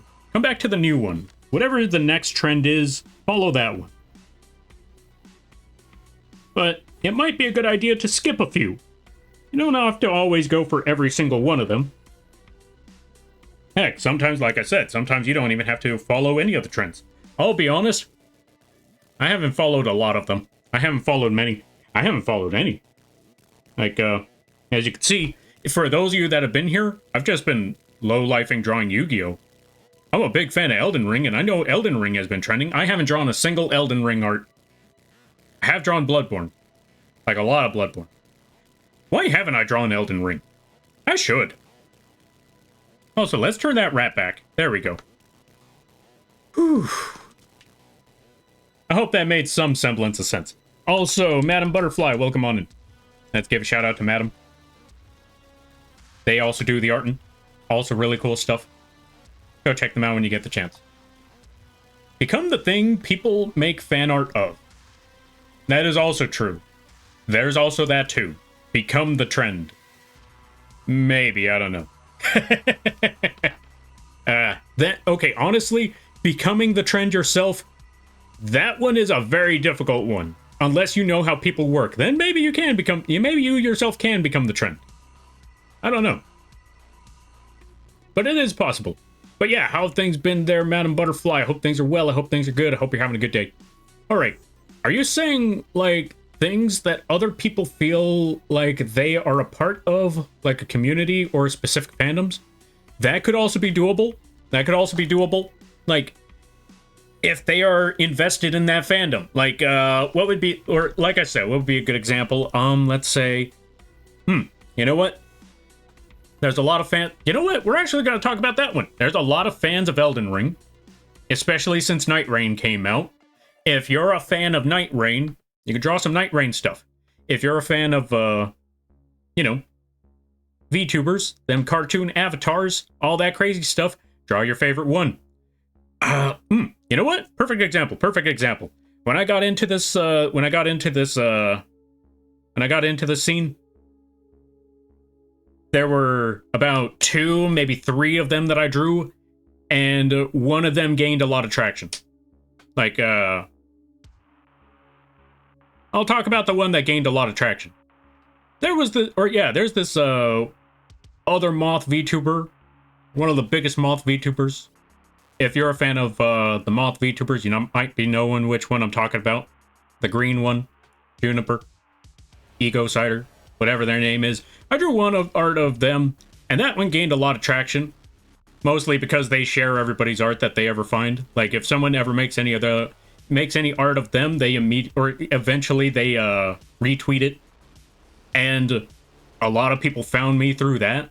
But of course, like I said, a lot of people found me also through making PNG assets and showcasing those. I feel like the PNG assets got me more traction than the fan art, but the fan art still got somewhere. The fan art was still a lot. Like I said, there's that. There was this time where that Godzilla movie came out, Destroy All Monsters.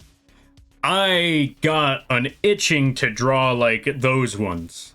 I drew, well, during the time I was making t-shirts and stickers at that time, so I had a strong itching to make t-shirts and draw t-shirt art of, those monsters. Godzilla, Mothra, Rodan. Maybe not so much Rodan in that time, because, Rodan, he was, don't get me wrong, Rodan's an iconic kaiju.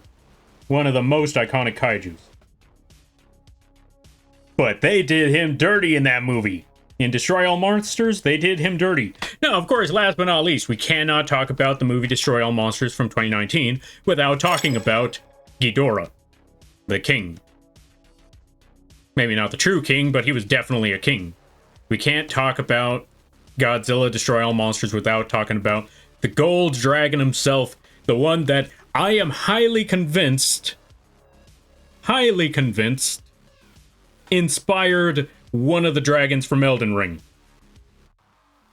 If you don't know what I'm talking about, there is a dragon king, a dragon lord, and there is a specific move that I could swear was inspired by King Ghidorah from Destroy All Monsters movie. I cannot explain it yet. Well, yeah, I cannot explain it yet because we haven't gotten to that part in Elden Ring. But if you know, you know. I'll just say clouds are involved. Also, Alessa Hates You, thank you for the follow. I greatly appreciate it. Welcome to the Moth Crew. I hope you enjoy your stay. By the way, you're lampy now. If you don't know what that means, don't worry about it.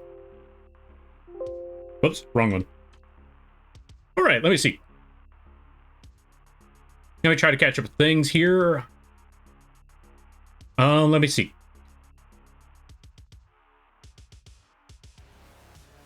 But like I said, that's one direction to go. Like I said, there might be other routes that I may not even know of. But those are the routes that I know definitely help with traction. Just find the things that you find interest in, that you know a lot of other people have interest in. Start posting those works, and those people will find you. All right, let's see. Apothecary Diaries has been pretty insane as well. I don't know what that is, but I've been hearing the word apothecary a lot recently, so that one is probably a good one to roll with as well. Uma Musume for game? Yeah, I've heard of that. Or I heard they made a gacha game now. I've been hearing a lot of people talking about that gacha game. If you're a fan of the horse girl anime game gacha, that's another one you could go with. Let's see. It's a good thing Stranger Things fans never die.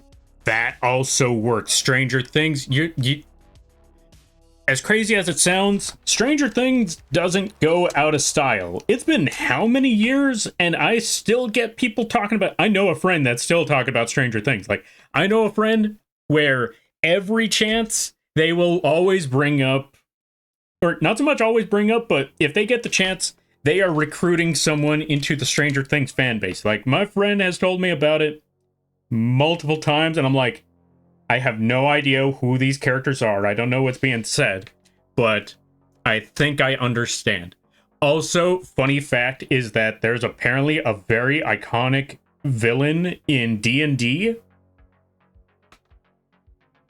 And in the entire time that I've ever looked into D&D lore, I had never heard of this character before until my friend mentions that that's one of the main villains in Stranger Things. Like, who's that?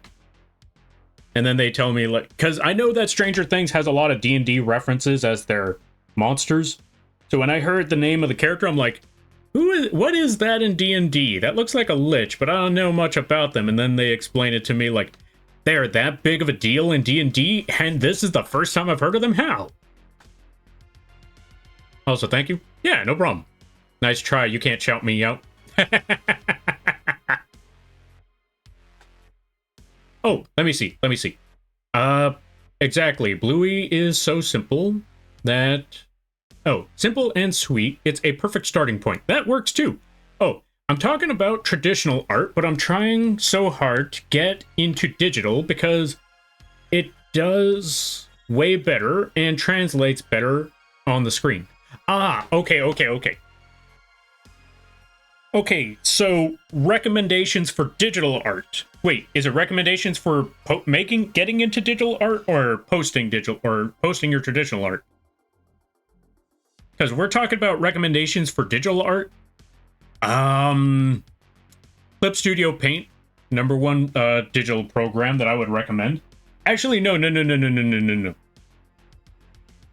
Clip Studio Paint is a good option. But if you're starting out with digital and you don't know if you want to go with digital, I wouldn't recommend Clip Studio Paint yet. If you are trying to get into digital paint and you don't know if this is what you want, or, you know, digital art, and you don't know if this is what you want, then one of the free programs, like GIMP, Krita, Procreate. Why are these art programs sounding weird? The only one that sounds okay is Krita. Krita doesn't mean anything, right? Because I'm looking at the other two that was just said, like, okay, so what's a digital art program? Okay, so you have GIMP. Okay, ignoring the name, you have that one. What's another one? Procreate. Ignoring the name. That's you know what? Just ignore the name. What's the other one? What's another program you could call? Or yeah. Oh, see, here's a good one. Krita. Krita doesn't sound weird, and then I find out that it has another meaning. Like, what does Krita mean? Oh, well, you mean it means what? Yeah, don't worry about it. All right, let me see. Let's try to catch up some things. All right. My boyfriend loves Elden Ring. Been begging me to draw some night. Just kill 2 birds and 1 stone. See, there you go. That's the perfect solution. If they want some Elden Ring art, I mean, 2 things you could do. 1, you could look into some Elden Ring art, see what you want to draw. Or 2, you could honestly try the game yourself. Maybe you might find something that inspires you. Or maybe you might finally understand why they really like this one thing. You never know. Or you might play the game and it might frustrate you to no wit's end. But I've found out that game is a much easier game to try out than the other Souls games. But it doesn't feel like it at first. Let's see, King Ghidorah? Yeah, King Ghidorah. Really awesome. That is my favorite kaiju out of all of them. You would think it would be Mothra, but... considering... But nah, it's King Ghidorah. I don't know. 3-headed dragon and gold. I don't know what it is. I like 3-headed dragons. And I like the gold, I like the color gold. So when you give a 3-headed golden dragon... enough said. Everything's right there. That was the character I always played. Also because, you know, they didn't have... Actually, when there was a game called Godzilla Destroy All Monsters, the 2 characters that I would always play was King Ghidorah and... whatever that bug is with the drills. I can never remember his name. But there was a bug with drills. Those would be my 2 main go-to characters. My favorite kaiju? Same. See, Glass Shark is good people. They know good taste. All right, also, let me see. Honestly, it's difficult, but do it at your own pace. That is also very true. Keep going at your own pace, because, needless to say, if you continue to constantly follow trends, you yourself may lose the inspiration to draw. Because if you're drawing everything except what you enjoy, you're gonna stop losing the enjoyment of drawing, or music, or whatever it is that you're doing. So make sure you give yourself some time to draw or work on, because like I said, I know we were talking about drawing, but let's reel this back into just art in general. Whatever it is that you're doing, maybe not even just art in general, like any craft, anything that you're doing, make sure to give yourself time to do what you like as well. If you're just constantly doing whatever works rather than whatever you like, then you're eventually going to get tired of it. So, like I said, if you're trying to get something, if you're trying to gain some traction, if you're trying to gain some momentum for a specific purpose, find out what works. And at the same time, work with yourself too. If you don't work with yourself, as well as work with what works in general, you'll eventually start losing the inspiration. Slightly off topic, totally joke unless, let's see. Slightly off topic, totally a joke unless, Lampy, when are you gonna do an art collab? That is a good question. Okay, here's the funny thing. I have been told a lot, like, art collab idea, or not so much art collab ideas, but a lot of people have been telling me, like, hey, when are you gonna do a collab with so-and-so, or not so much so-and-so, but when are you gonna do a collab? I think an art collab would be amazing. I'm like, that does sound like a pretty good idea. I don't know how to set things up, and whenever it comes to the art idea, I don't know where to begin. I don't know what to do. Like, actually, funny enough, I think I've only had, like, one art collab. And it was with, this one actually took the span of, like, 4 years to get done. Maybe 3 years. No, wait, 3 years. 3 years. It took the span of 3 years to happen. Because, it was with a fellow colleague, I want to say. Someone who's also been doing the VTubing thing, the streaming thing, around the exact same time, like, at least, like, a couple days difference. Or maybe even a month difference. But anyway, I had known them since the start, and it took till last year to actually finally get one of those art collabs going. I don't know why it took so long. I suck at collabs. That's the best way for me to put it. But it is an idea. I do like the idea, and I have been thinking about doing, like, some sort of art collab. Not just game collabs, because I have been wanting to do some art stuff. I just haven't figured out how to go about it. But it does sound like a pretty cool idea. Also, setting up collabs has been a very difficult thing for me to do, because I gotta initiate. I gotta contact a person and be like, hey, are you down for this project? Okay, let's figure out what time and day. And I'm like, I'll get to it someday. It never happens. Actually, no, it takes years. But it eventually happens.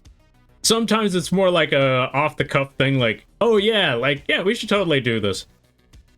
And then we actually play the game like, oh, it's a collab? Oh, right. Yeah, that makes sense. Like, the first time I played Peak was a collab that I did not know about. Okay, when I say I didn't know about it, it was more so, now, don't get me wrong. That sounds bad when I first said it, but let me explain. It wasn't as bad as it sounds. It was more so, we explained it, we talked about it, and the joke was, or not so much the joke, but we did talk about it, like, casually, that, you know, streaming Peak. And I didn't know if we were actually going to do it or not. And eventually, we started playing Peak. Nobody mentioned the stream until the very end where one of the people that we were playing Peak with, you know, one of my friends, they at the time I thought, wow, they're really into the bit. They're really into this whole, all right, chat, take care, everybody. We're gonna go find something to raid. I'm like, after a while, they continued on with the bit, and then I realized this isn't a bit. Wait, were we actually doing the stream thing? And then they just joke about it, like, yeah.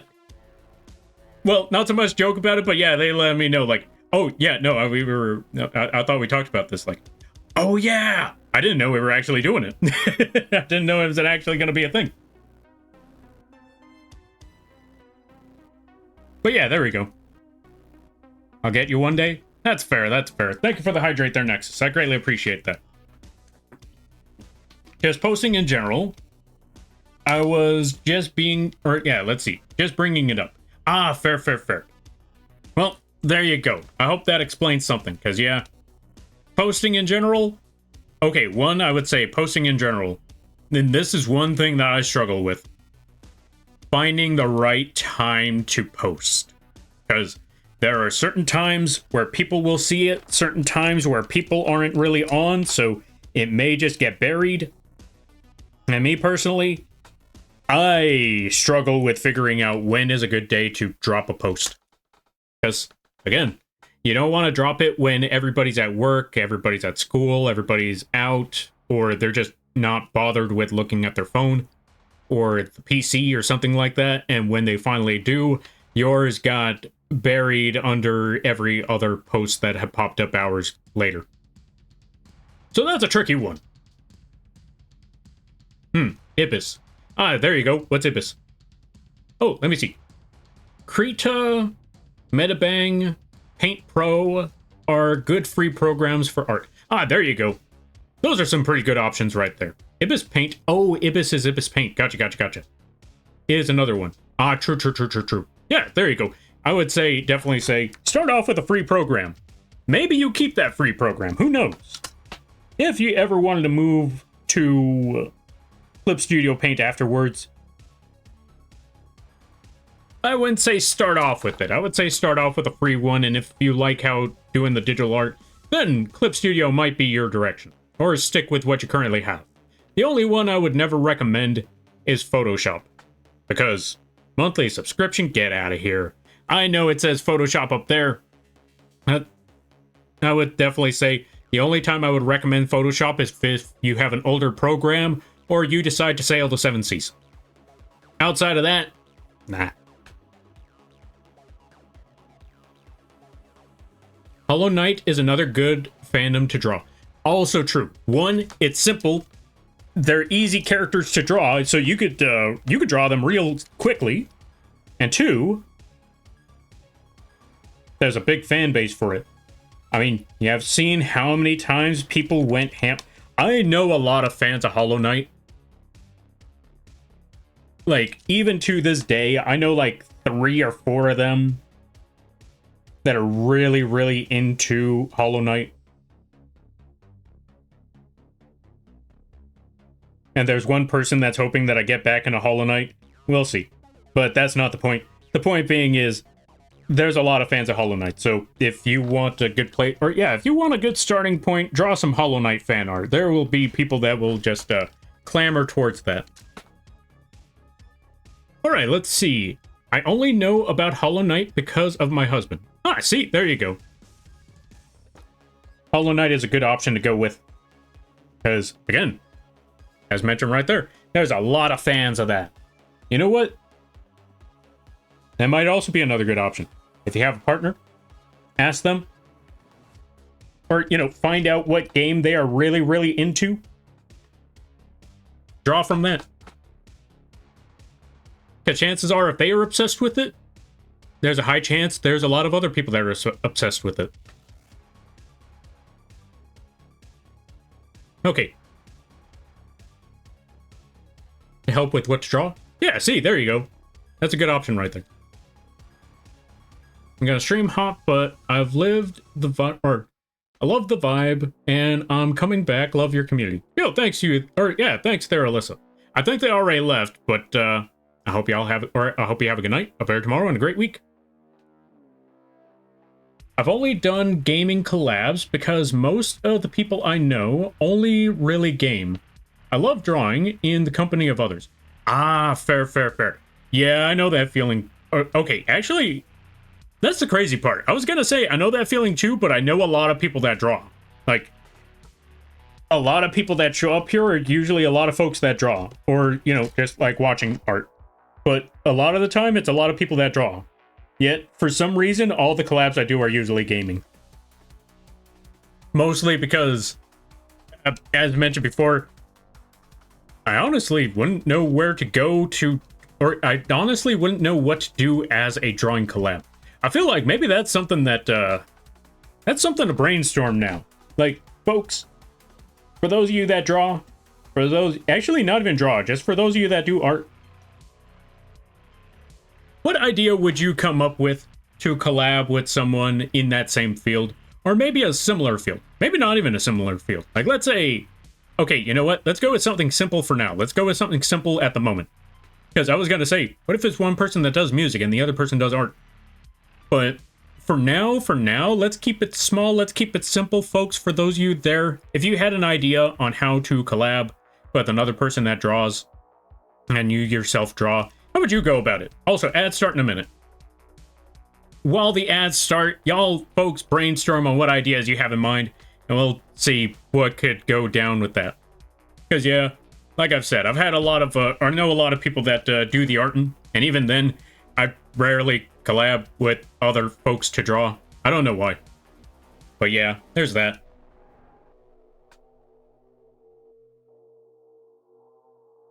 Alright, let's see. The only art collab I was really a part of, we drew on our own programs and drew from the same fandom. Oh, interesting. What kind of fandom was it? If it's too personal, I completely understand. You don't have to answer that question. Also, we are going to copy this. Actually, no. We're not going to copy that one. We're going to leave that one as is. And we're just going to start from here.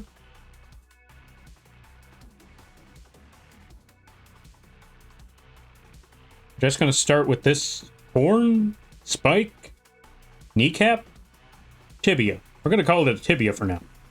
Just going to add that tibia line.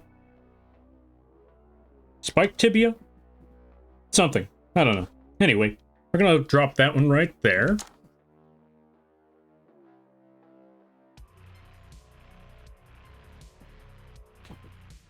We're going to complete the leg. And right here should be fairly solid. There we go. You know what? Maybe bring this part outwards a little more. Connect to that point. Reduce the shape a little bit there. We're going to keep that line to show some sort of foreshadowing. Foreshortening. I always get those two words mixed up. Although I'm looking at the design, and we might want to take this leg and reduce the size of the leg a bit. It's looking a little too chunky. A little too big.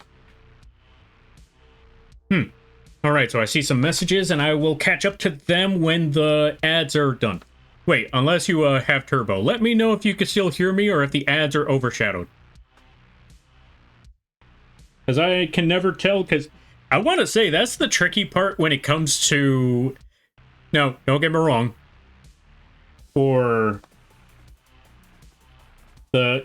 folks, turbo is definitely a much easier... It's definitely a lot easier to work with because, you know, it's more affordable.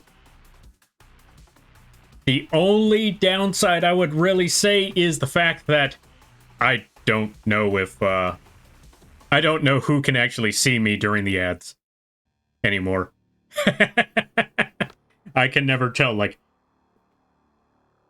before I could only tell when people were there, or I could only tell who could hear me during the ads if they had a little subscription badge. But because Turbo exists now, I can never tell who can hear me anymore. That's the trickiest part.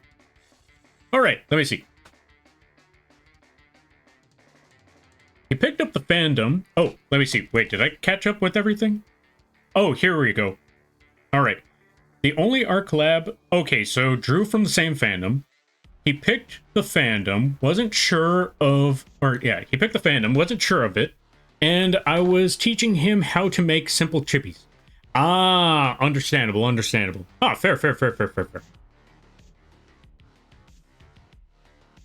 But that's what I think of when it comes to art collabs. Oh, okay. So picking a fandom and drawing from that, or yeah, drawing from the reference. I think that works. I think that's pretty cool. I do know of an online art site that you can draw on with others, so it's quite limited. They're also general Gardic phone collabs. Ah, true. Okay, I have been on Gardic phone collabs. I have always struggled with what to write. Unless I was a part of the community long enough and I knew the inside jokes. Like, if there was an inside joke, I already knew where to go. Like, there's my, what's the word I'm looking for? That's my lifeboat right there. That's my lifeline. Whatever meme that community had, I just roll with that one. Like, I know a few places where there's a running gag, and I would just automatically just jump to that one. Like, okay, what on earth do I draw? They joke about this one here a lot, about said streamer or said community or said whatever. We're gonna roll with that one. It was usually a bunch of short jokes, but that's not the point.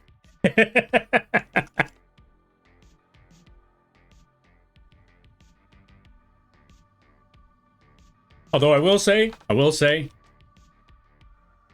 I'm glad with the design I went with, because no one can really use a short joke on me at my expense. Because if someone says, oh yeah, look at Lampy. Lampy's really short. Like, yeah, that's how I designed it. Joke's on you. That don't work on me. Unfortunately, they still find other ways to get to me, but at least I know short isn't one of the ways. It's just Colt and Hot Dog and Maid Maid Dress and but we're not going to get into those details. We're going to leave those alone. Anyway, let's catch up with the rest of the reading while I try to increase the size of this leg, because again, since this one's a little bit further towards the screen or towards the point of view, I'm going to make this one a bit larger. Again, give it that foreshortening effect.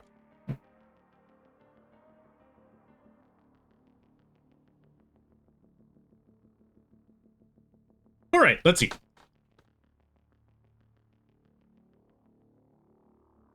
That or drawing fan art of each other. Ooh, drawing fan art of each other sounds pretty fun. My go-to idea of what to write is usually a cow in a flower crown. Oh, that's a good option too. That's a good option. Or just draw the streamer. True. That's also a good option right there. Oh, although thinking about it, I just remembered. Okay, this is heavily inspired by the channel. What was it called again? This is heavily inspired by the channel Coffee Draws. I don't know if anyone's ever seen that I don't know if anyone's ever seen the YouTube channel Coffee Draws, where they get a bunch of professional illustrators into a room, and they have them draw something based off of memory, or not even memory, just based off of they tell them something about it. They give them descriptions of something, but they never show them it, or has them draw something based off of memory. Now, I know this is an old thing that's been done to death, but I think it's still a pretty awesome one. Reminds me of the Drawfee channel. Yeah, that's the one. That's exactly what I was talking about. That channel. Like, one of the things that I would see them do a lot is that they would just give a cryptid or a character. They would explain said character or cryptid without showing them what it is, and they would just have to draw it based off of the information they were given. And once they are done, they are then showed what the character or cryptid actually looks like. And I was thinking, that actually sounds like a pretty cool idea. I mean, like, if there's an art collab idea, that would be one of the best options. I love watching the Pokemon drawn from memory. Yeah, that one. That one when they draw it from memory, and if I'm correct, they had one person who had never really paid attention to Pokemon back in the day. So they actually had that person just draw a Pokemon based off of the description, because they had no clue what a Pokemon looked like, other than Pikachu. So I thought that was also pretty cool. Like, find something... You know what? I think that would be a pretty cool idea. Like, a pretty cool collab idea. Just find a fandom that one person doesn't know about, and tell them, here, draw this. We're going to give you all the details we can, but we're not going to tell you anything about, we're not going to show you what it looks like. You figure it out from there. You draw what comes to mind. And then we'll compare it. Yeah, and then showing the team they got. It's so much fun. Yeah, I really liked those ones. I think that would be a pretty cool idea. Like, if there's any sort of, again, like I said, it may have been already done, but who's to say you can't have it happen again? Because, again, many different people, many different ways to go about it, so you never know. They might come up with a completely different option, or a completely different design. And that's the cool thing about it. Just, find something that, try the Drawfee idea. That's the best way to go about it. I feel like that would be a cool collab idea, is the Drawfee idea.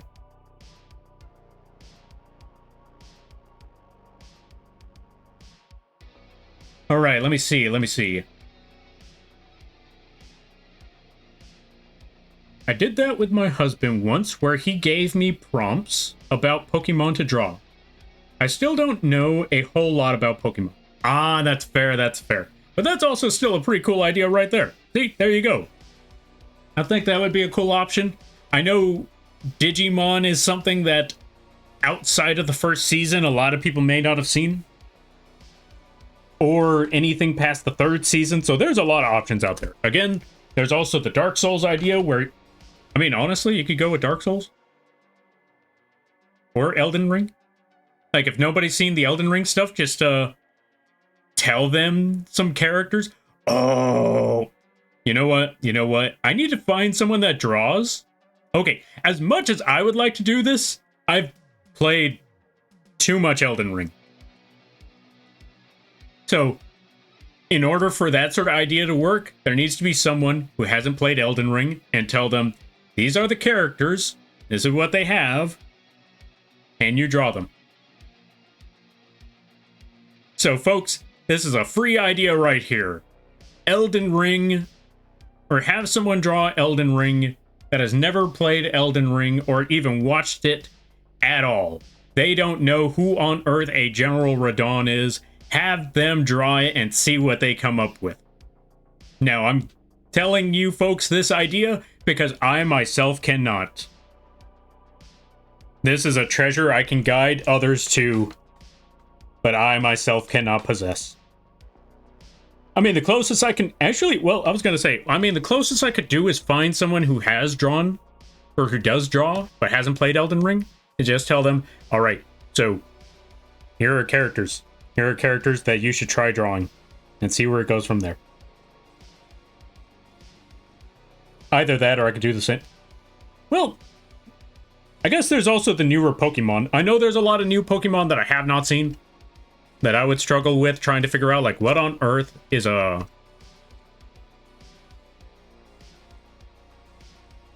Actually, I can't think of a Pokemon name off the top of my head that I haven't seen. That's the trickier part. This is what I mean, where you're going to need to find other people that know of these things that you yourself do not know. And now that I think about that, what is something that I don't know? Hey, I've never played Elden Ring before. Perfect. Well, there you go. If you ever wanted a drawing collab idea, I throw Elden Ring characters at you. You try to figure out what to draw. Wait, was it you or was it Alessa that had the partner that... No, wait. I think it was Alessa that said that their partner played a lot of Elden Ring. It was either... I don't remember. Or was it you and your husband that played a lot of Elden... Or talked about a lot of Elden Ring? No. It couldn't have been that, because if it was... Yeah, it was Alessa. Yeah, that makes sense. I was just realizing it right now, like, wait, no, it couldn't have been you, because you said that you haven't seen or played Elden Ring yet, so that had to have been Alessa. You, it was your husband and something else. My husband has played Elden Ring? Ah, fair. Then there you go. There's also, like, they could also come up with ideas, throw them that direction, and then, yeah, there you go. Also, welcome on in there, Dino Seeker. How you be? I hope you're having a good day there, buddy. You look different than usual. Is it the hairstyle? Yeah, I got a mullet. Oh yeah, that reminds me. It's been over 30 minutes. It's time to go back to the regular Moth. Boom, there we go. Oh. But I mentioned Hollow Knight. Oh, it was Hollow Knight. Right. Because I knew there was like 2 different mentions and I couldn't remember who said what. But I remember that both of you mentioned something. But then the wires got crossed, like, wait. Who said what? Where did it go? Dang it. Burp to Angel? Alright, so the burbs gotta go. They gotta show off their true form, but before they do, we gotta do 2 things. 1, we're probably just gonna move this Karibo down over here, so you can see better. And 2, the burb is flying away with Ryu's card. Ryu may not be here, but the burb is still taken off with Ryu's card. Alrighty then. Gonna switch them out, switch out to the burb. It's gonna take a minute to load because the last model that I made... Actually, no, the last model was the Bird 2.0 model. It was apparently heavily... there was a lot of layers on that one. Anyway. And the bird showed the true form. If you want to know the reasoning behind the bird, or yeah, what's with the bird over here, go check out the lore page over there. That's the lore explanation. Outside of lore, I needed to showcase a humanoid model to show that I could rig humanoid models. There you go. Alright, also, Manexus, welcome on in. Thank you for thank you for stopping by. I hope you enjoy your stay. Let's give a shout out. Go check out Manexus. Very funny streams, very funny people, really awesome stuff. Whew. I'm doing good. How are you? By the way, I like that you have a floating Karibo. Yeah, we got a floating Karibo. It even spins. Check this out. Wait, wrong move. There we go. It even spins. Look at that Karibo go. It's also got wings because, wing Karibo. I haven't put any of the other features on that Karibo, but they exist. There are other Karibo variants, but I kind of got lazy halfway through. Anyway, yeah, I hope you enjoy. So, what else on earth was I doing here? Let's find out. Also, let me see. Okay, Alyssa's boyfriend is a big fan of Elden Ring, and mine is a big fan of Hollow Knight. Ah, okay. I understand now. Wait, have you seen... I was going to say, well, if you've seen the... Yeah, if you know they're a big fan of Hollow Knight, but you haven't seen them, then you can also, you know, ask them, like, okay, so what are some Hollow Knight characters? Don't show me, but what are some Hollow Knight characters? And then, boom, there you go. You could draw some, but... Or, yeah, you could draw some there. But chances are, you may have already seen it. But you never know. You never know. If you haven't, there's an idea right there.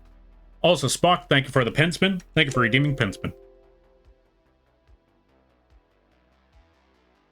And save. That's actually a good idea, because we got a lot of line art done. Some proportions are slightly off. So we might need to fix that. Where's that card? Let me see. Actually, no. Berserk Dragon actually has a pretty wide body. It may not look like it at first, but let me show you right here. I was looking at this part, like, I don't know, that body's looking a little wide. Maybe I gotta reduce it a bit, and then I see over here, like, actually, no, that's pretty wide. It's a rather wide torso. I was not expecting that. But, yeah, here we are. It's a pretty wide torso. Oh, that was the other thing. I forgot to mention that part. So, I knew there was something I was thinking about, but I never said it. But now that the bird is, now that the bird model is here, it just reminded me what I didn't talk about. So I've been doing some video editing. I've been cutting the model, or I've been cutting the last video from the model reveal. And I'm currently working on fixing that one up. Since I gotta wait for the rest of the YouTube tutorials to be edited by a friend, I'm currently working on a different video while I wait on all of that. And that's the model reveal / boss fight stream. I'm getting some good traction on that.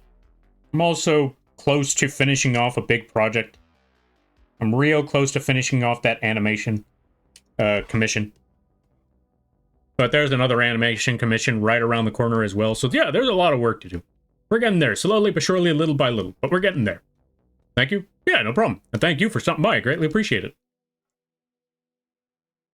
Oh yeah, go check out Manexus. Really funny stuff. Also, they published their first book. Really awesome stuff. Go check out that book. If I wasn't broke, I'd buy that book. That is the only problem I've been having recently. I'm like, I see that book. That is pretty awesome. I want to buy that book. What's my account looking like? Oh. I'm gonna bookmark that book, and I'm gonna get it when I know I can comfortably get that book. It is there. I want that book. Why? Because they gave me the honor to draw the logo. So yeah, I want that book. I also want to find out what that story is all about. So I'm gonna get that book one of these days. Not right now, but one of these days I'm gonna get me that book. Yugioh has a lot of cool dragons. They do. I've said this before and I'll say it again. Though they have a lot of cool dragons nowadays, I miss the old classic monsters. I miss the monsters that, you know, them crazy church people would complain about and say, this is the devil's game. And, you know, I've said it before and I've said it every Yu-Gi-Oh stream. This was one of those times where they were right for once. It's a rare occasion, and they were, though they always scream that every game was the devil's game, this one, yeah, they were, for once in their lives, they were on the money on that. I can't deny it. I mean, this is a game where you tribute monsters to summon bigger monsters, emphasis on the words tribute and summon, and sacrifice, and magic, and magic cards. You play magic cards. Oh, well, spell cards now, because obviously Magic the Gathering was not happy about those words, but you cast spells, you summon monsters, and these monsters aren't Pokemon. These monsters look like they came from literal hell. Not only that, but they're dark.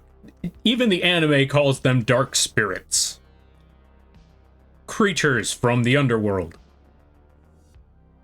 Creatures from the afterlife. So, yeah! Okay, they're right this one time. Doesn't mean they're not full of it, though. That's the one thing I'm gonna say. It doesn't mean that they're not full of it. It's just that they were right one time. Fair enough. Okay. I'll admit when it's true for once, especially Red Dragon Archfiend. Oh yeah. Okay. Red Dragon Archfiend. Holy cow.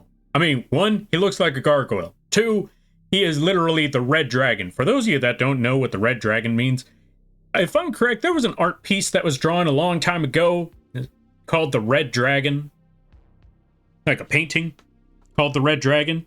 It was supposed to be based off of, you know, the literal devil. And this monster called Red Dragon Archfiend, it looks like it was heavily inspired by that painting alone. It looked like it was heavily inspired by the monster, or by the painting, the Red Dragon. Because if you look at the painting of the Red Dragon, it's not your typical dragon like this.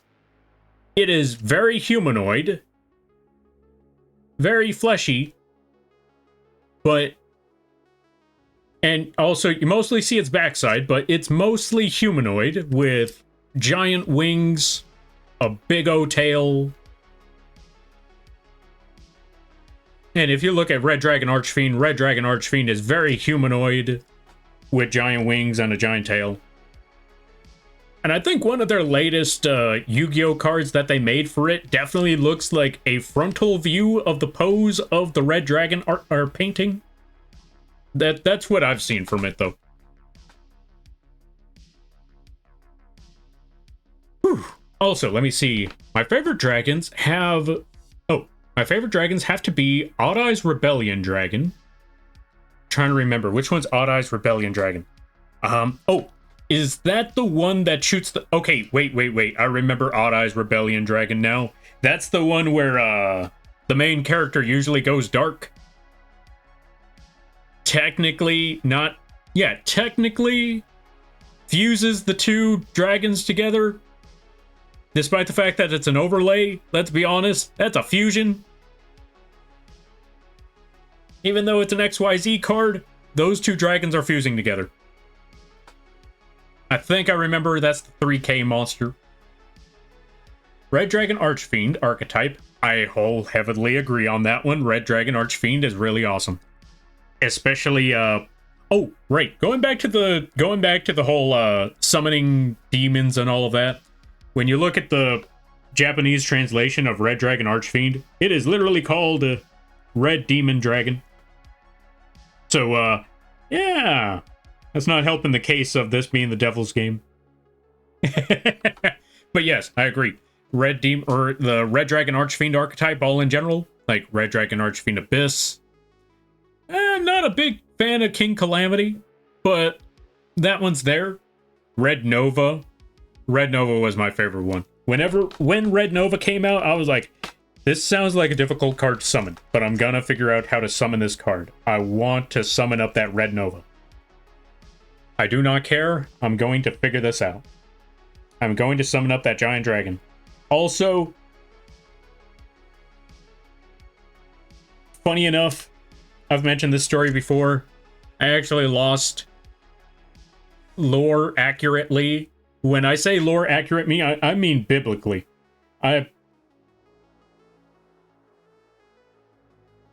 Oh, there we go. That's the best way to put it. Or that's the best way to put it.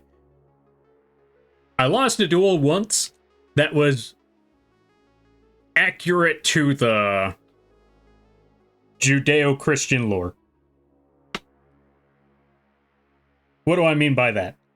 Since we were talking about Red Dragon Archfiend and Red Nova Dragon, Red Nova Dragon, obviously, a giant red devil. I summoned that thing thinking, yeah, they can't destroy my monster now, because it cannot be destroyed by card effects. And it's over 5k, I am in the clear. I have won this game. You want to know what deck they were playing? They were playing Lightsworns. If you don't know what Lightsworns are, they are, I don't know how to explain them, but let's just say they had a synchro monster. They had a synchro monster called Arch Lightsworn, or I think it was Arch Lightsworn or something Lightsworn, Arch something Gabriel.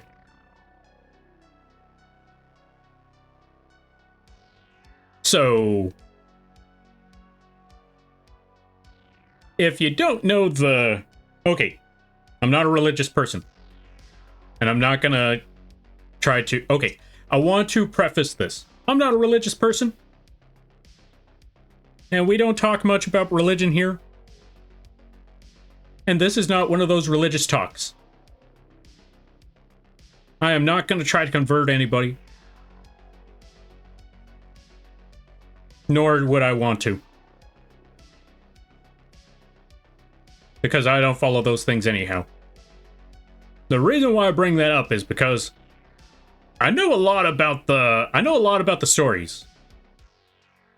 And I'm gonna have to slightly explain one of those stories right quick.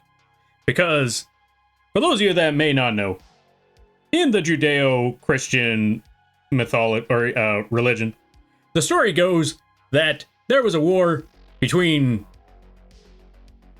rebelling angels and, God itself.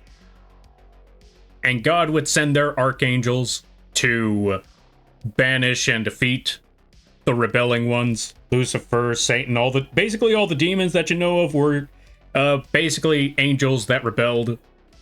And they fell from grace. And they were banished to, the fiery pits. All of that stuff. Now, like I said, ignore any of the religious stuff behind all of that. We're just talking about the story. The reason why I bring that up is because in that story, if I'm correct, one of the two, basically the main devil, Lucifer, I believe it was, or Satan, I don't remember. They switch between those two names multiple times. Sometimes they're one and the same, sometimes they're different, or different entities. That's not the point. The point is, the main devil was banished by the archangel Gabriel. Removed and sent to, the fiery pits.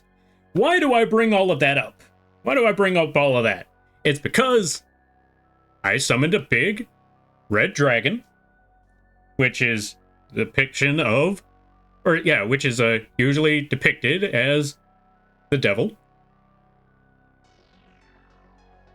And my opponent summoned an archangel that has the effect to banish one monster. Despite the fact that my monster could not be destroyed, they managed to summon the one monster that could get rid of it. Okay, maybe not the one monster, but they've managed to summon a monster with an effect that could get rid of it without destroying, thus banishing my red dragon. They used their archangel, or they used their light sworn monster called Gabriel, however you want to pronounce it, to banish my red dragon. I lost that game on a biblical level. And I was the only one who noticed it at that time when I lost that game. I was looking at it like,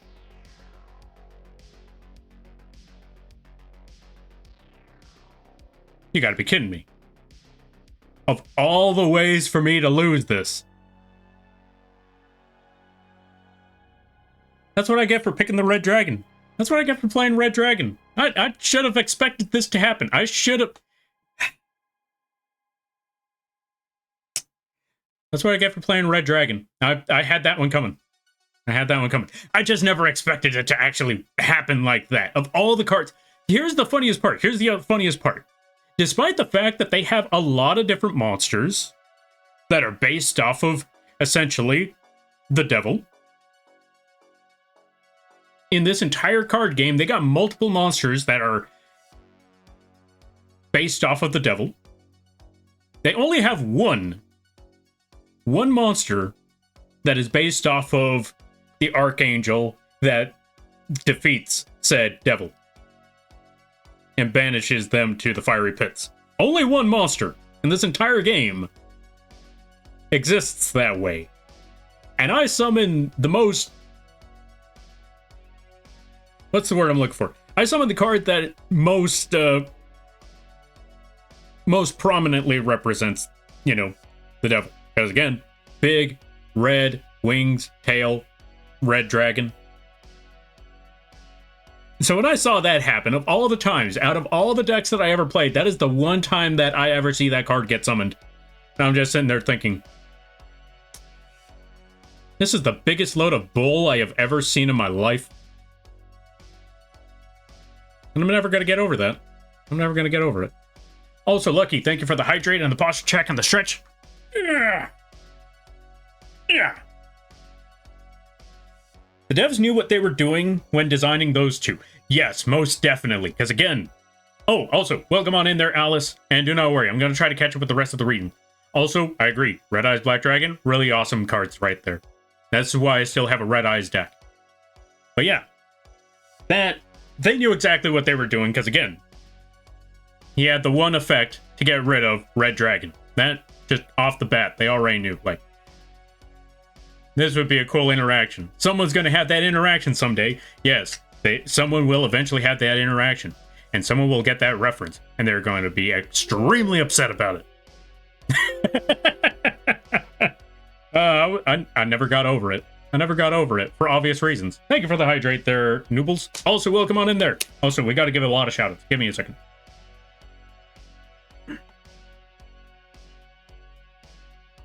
Whew. Okay, 2 hydrates from Lucky and Noobles. Give me 1 second. Lampy, the art has been officially released. Goal was hit to be posted in server. Would you rather I post your vgen link or the Etsy link? Oh, yo, congratulations. And awesome, I'm glad to hear it.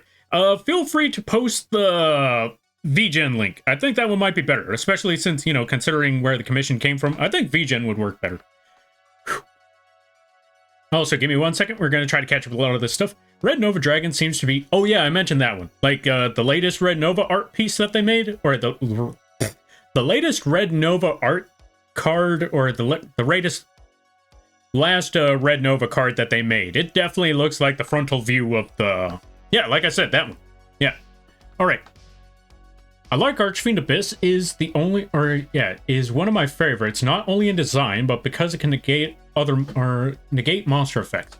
I like the fact that when you summon Red Dragon, you could any of the other Red Dragons from the manga that you can from the Japanese comic one, that they just get you other tuners, so they're already ready to just upgrade each time. Like, you get the level 9 wants to be level 10, level 10 wants to be level 12. They just keep going.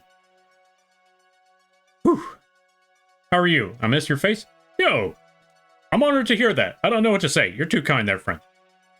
That's the best I could say because I honestly don't know how to express.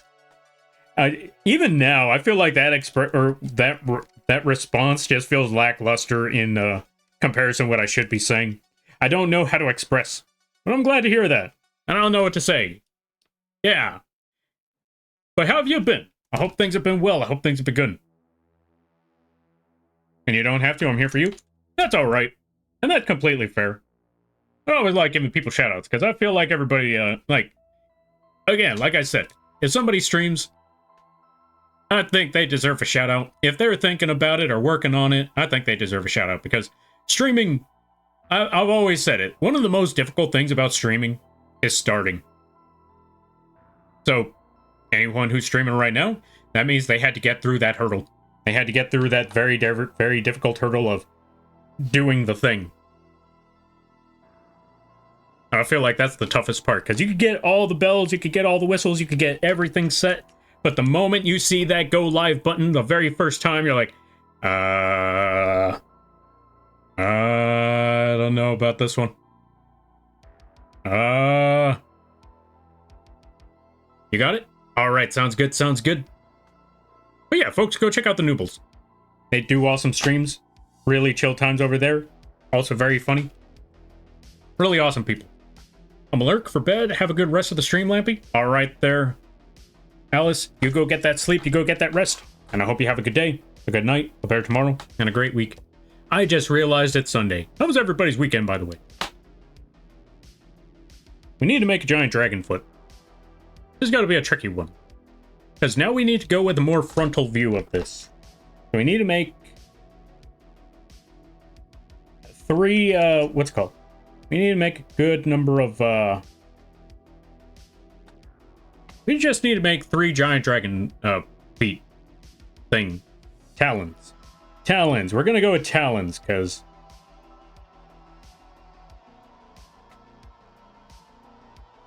honestly, because of being on the internet for so long, I feel like the word foot is a tainted word.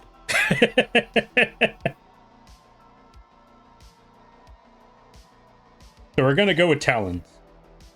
Talon seems less suspect. That's the best way to go about it.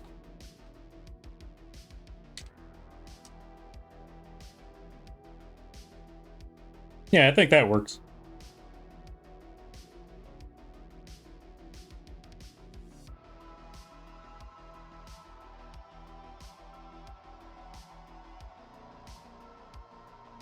Was working on the weekend, but I can take things easy this week because of that. Yo, nice. Congratulations. I'm glad to hear that you get take an easier week. Because, yeah, work-life stuff, that'd be tough. That's a rough one. Which also reminds me, even after I'm done with all of this work, technically this stream is, for me personally, this stream is a break time. Give myself a little bit of time to just catch up with things, work on some stuff, prepare, and, you know, just mentally rest for a bit before I go back to the animation. Or, wait, what time is it? It's about to be 10? There might also be the opportunity for whatchamacallit. I know a few friends that may be playing Peak in a few hours. Not streaming it, just playing it, so I might know a few friends that are playing Peak in a few hours, so I might want to, I'm gonna wait for them to do the message thing. Actually, did they do the message thing? Oh, they already dropped some messages.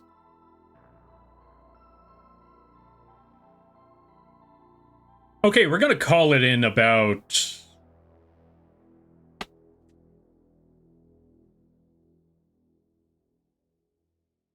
We're gonna call it in an hour. I want to say 10:30. Because I just saw, like, I'm just gonna wait for them to message, and then I realized, right, what's it called? What's the thing I'm talking about? The OBS kind of shuts off any messages from Discord if you put the Discord setting. So whenever I'm streaming, if I don't look at Discord, there's chances that there will be messages that I have never seen. And that's exactly what happened right now. Like, I already saw some messages saying, yeah, it's time to peak, and it's like, oh. It's already that time? But it's not even 10 yet. I already messaged them telling them, give me 1 hour and I'll be there. Because 1, I still got a lot of drawing that I want to do. And 2, yeah, I just got a lot of drawing that I want to do. That's basically it. Okay, this part's going to be a bit tougher. We're actually going to need to make this talon a lot bigger. That, and I know at this hour, like, some folks roll on in, and I don't want to just leave like that off the bat. So we're going to get all of this here drawn done. We're going to get all this set up. Gotta get to nab all the this here. Make these some really, really big talons. There we go.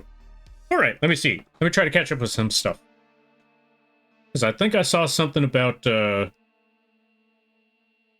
cards some more. Okay. I think my most favorite Red Eyes dragon is Flare Metal Dragon. You know what? That's actually a pretty good one right there. For me personally, yeah, Flare Metal is a good one because of a lot of reasons. One, well, before I talk about the one that I like personally, but yeah, Flare Metal, really good one. Can't be destroyed by card effects. It was the Tax Dragon that I mentioned earlier, where you just sit back and let your opponent just combo off until they realize that they accidentally just offed themselves. That's always hilarious to watch. That, and it's got a really cool, like, it's got a really cool design where you could see exhaust, what are those exhaust pipes called? I'm trying to remember the exact words. I think they're just called exhausts. Either way, they got like the metal exhausts sticking out on the side or behind them. So they actually have the whole flare thing going on. Really awesome stuff right there. Then and again, it can't be destroyed by card effects. I mean, what more could you want from a monster? As for me personally, when it comes to favorite Red Eyes monster, okay, this is not a good card. But this one, to me, on a personal standpoint, this one, for me personally, is my favorite Red Eyes monster.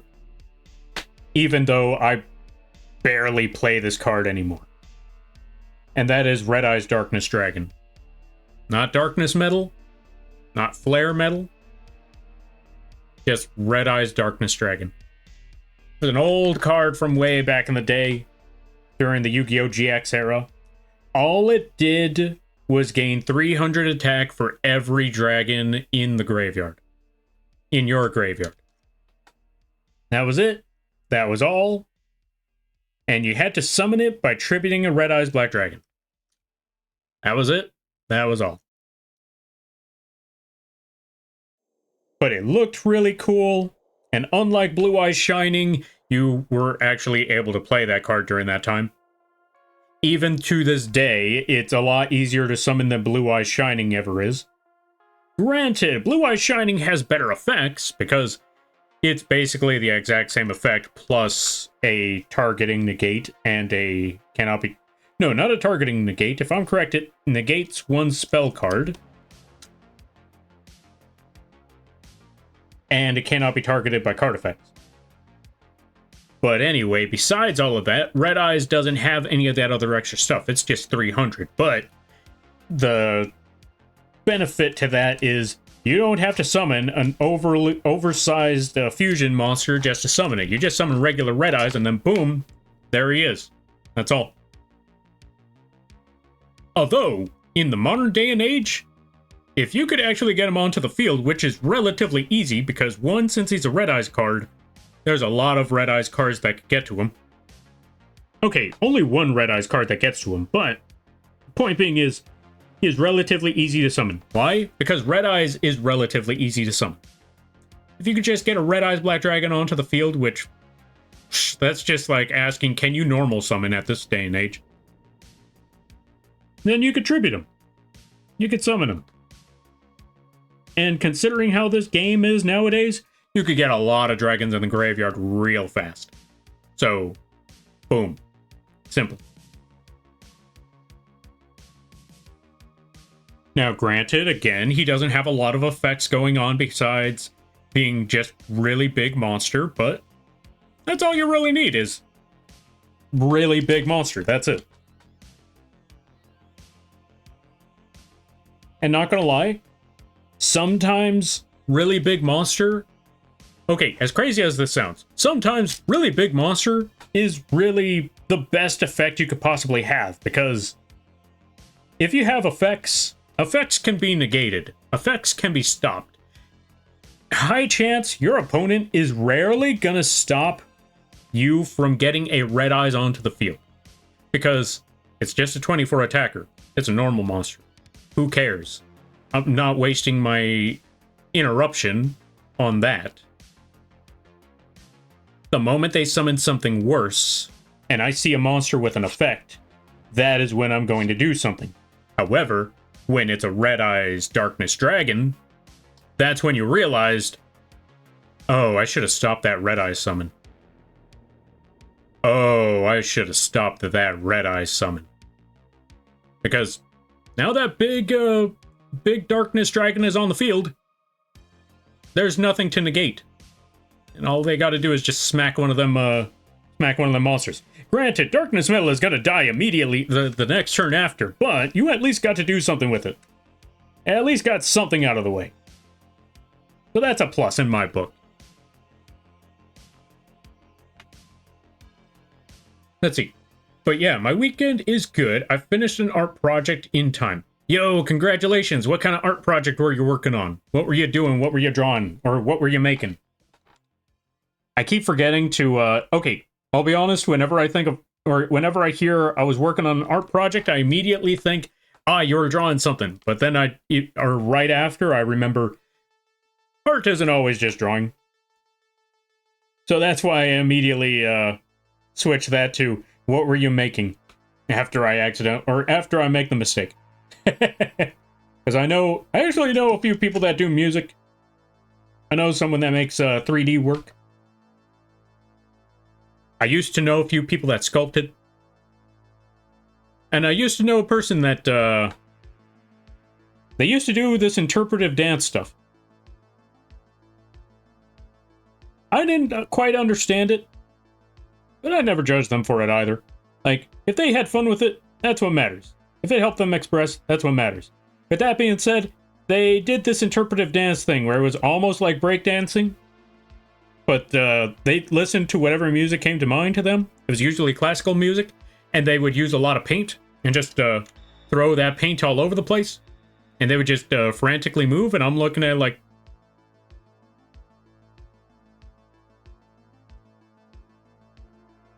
I have no idea what's going on, but so long as they're enjoying themselves. That's the best way for me to put it. I don't know what's going on. But if this is how they express themselves, that's all that matters. But I have no clue. Alright, let's see. I remember that dragon? Yeah. The only thing the only thing they can try to negate is reality. Yeah. I made a micro SD card adapter 4 times bigger with poster board and markers and tape. Ooh, yo, that actually sounds pretty awesome. I would like to see that, like oversized SD card. That actually sounds pretty awesome.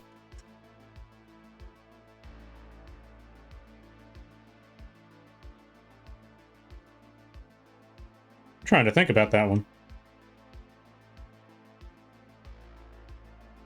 That also reminds me, there was this one time when I was trying to get into, how do I put it? There was a time when I tried to get into that whole cosplay stuff. Now let me tell you, when I was coming up with ideas, the ideas were really off the wall. And I never really got into I never really could work on those. I never really got those projects off the ground. I'll definitely tell you, the ideas that I had were some really bizarre ones. I really wanted to make a Steelix, an entire Steelix costume. I had this idea where I get a scooter and a lot of cardboard just to make the back sides and have the scooter be on the front so I could just drag the whole thing across, put some wheels on the back of the boulders to just make a whole Steelix costume. It never happened, but when hearing that, it just reminded me of the giant Steelix I wanted to make a long time ago. I also wanted to make a Yu-Gi-Oh monster costume. There was like 2 others that I was thinking of. It never got, or I never got those ones off the ground, and that's okay. There's a lot of times where I had a lot of crazy ideas, like, you know, it'd be cool if I tried this. Never had the material or the time. The other one I wanted to try was making a costume of one of those Raid Raptor monsters. Specifically, I think it was called Rise Falcon? Yeah, I think it was called Rise Falcon. It was the first XYZ that they showed in the cartoon. Anime. Whatever you want to call it. It was one of the first ones, and I thought, I want to make that Rise Falcon. How do I set that up? How do I turn that into a costume? Yeah, no, none of this is working, but it was worth a try. There was a lot of cardboard involved. And that fell apart miserably. But it was worth a shot. And after that, I realized, you know what? The ideas I'm thinking of, they're too big for my britches. So, I'm gonna leave this, I'm gonna leave these projects behind. I can't pull these off.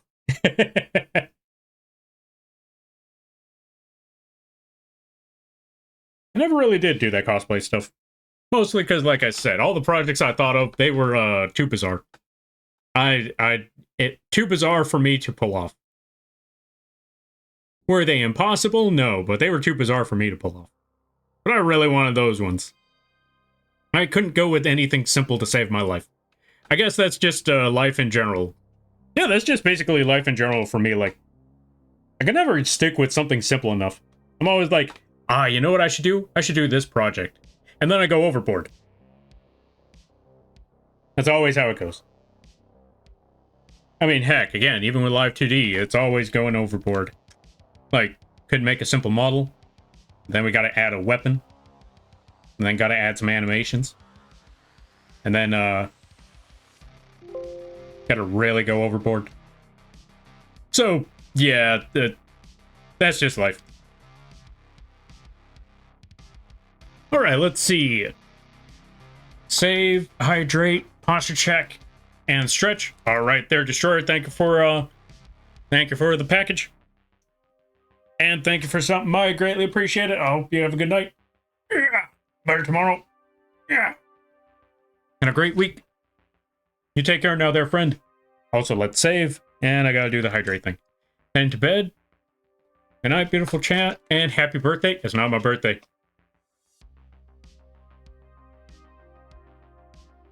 And y'all ain't never knowing when my birthday is. Oh, let's see. When I was a kid, I enjoyed to watch the show called Art Attack. It was one of the things that gave light when I used to live in Cuba.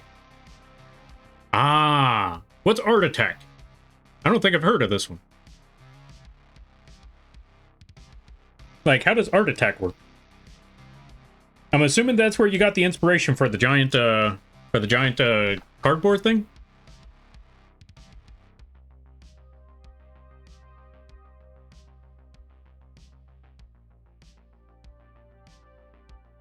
All right, we're gonna nab these. We're gonna go to this part.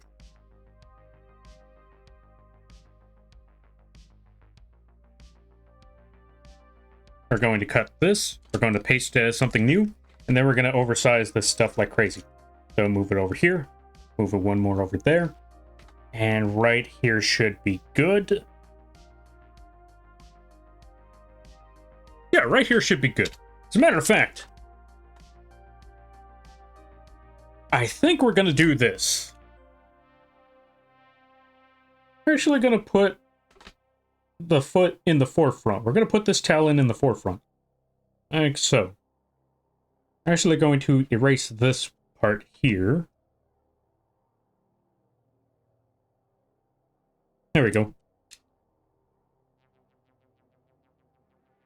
Go back to the talons. Fix all of that up.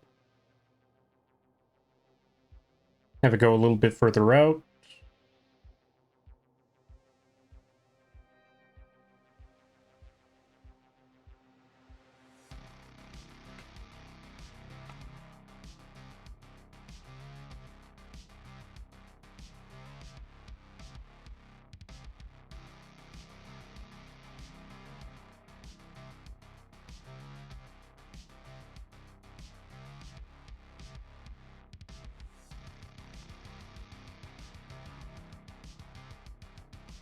Oh wait, actually, since that part's right there, we should bring this part a little bit further.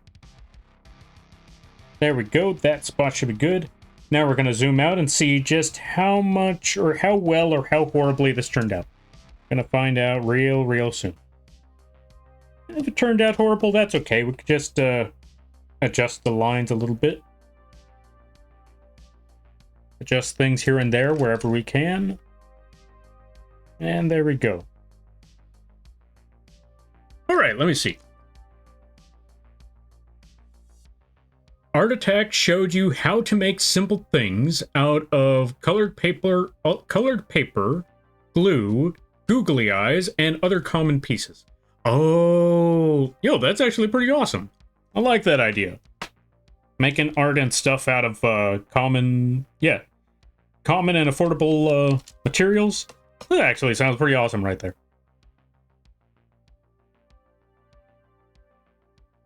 Because I know, like, the materials like foams and stuff, those are pretty pricey. I don't know if the show is still being called, or it's still being transmitted on TV, but it also has a talking palm tree. Maybe it's canceled, I don't know. Ah, I've never heard of this talking palm tree before. Tell me more about the talking palm tree.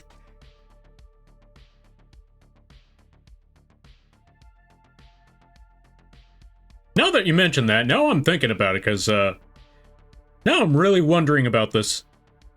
You know, the whole, well, obviously, a lot, if you're watching one, or if you are one, you probably know how the VTubing thing works, where everybody's got a project out there, everything's got something in mind. It makes me wonder, is there a palm tree out there? Is there a palm tree VTuber out there? I know that back in the day, there used to be a lot of different designs. So many freaking designs out there. So many different ones. I actually remember in the earlier days when I was starting this whole thing, there was a palm tree. Or not a palm tree, not a palm tree. It was just a regular tree. I think it was like an apple tree.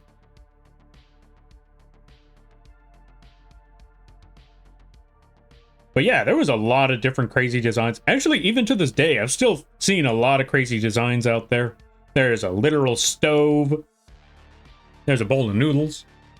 There's... I'm trying to think. What's another design that I've seen that is usually... or that's pretty unconventional?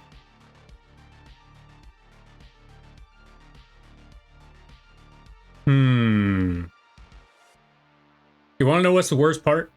As soon as I'm done with the stream, I'll probably remember the others. But the main three that come to mind is the bowl of noodles, the tree, and the literal stove. But I'm pretty sure there are others out there that are not coming to mind at the moment, but there's a lot of crazy ones out there. Or a lot of not crazy, unique. That's the word I'm looking for. I mean, I like to use the word crazy, but sometimes the word crazy might come off as a negative term. So we're going to go with unique for this one. Whenever I see something wild, I'm like, dang, that's crazy or that's wild. But yeah. But there's a lot of wild designs out there. Also, ads start in a minute. Also, let me see. 10 o'clock? Actually, you know what? Let me see something right quick. I want to see something. I want to check something before we call it here. Because I might call it here. I don't know. Dang, they're gone. I know someone who is doing a partner push, but they're not there. So I'm like, ah, dang. Wait. How long have they been on? Okay, I'm probably not going to call it yet. Because I still want to work on a couple things, but I want to see. How long have they been on? I might know someone who we're going to drop everybody off on later today. Hopefully they're still there later down the road. I do not know. We're going to find out. If they're still there later down the road, I'll drop everybody off over there. Just going to bum rush them in the last second. And I know the perfect raid message for them. If we do go down that road, I know the perfect raid message for them. It's nothing related to what we're working on, but I know a pretty good raid message. Okay, so I'm looking at this.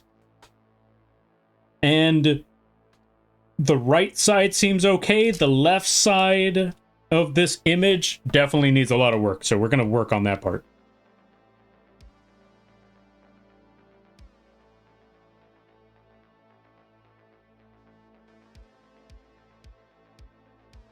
Oh, we've been working on this one on the wrong spot entirely. We've been on the wrong layer. Yeah, we've been completely on the wrong layer, but that's okay. We could work with this. So what we're going to do, we're going to take these parts away.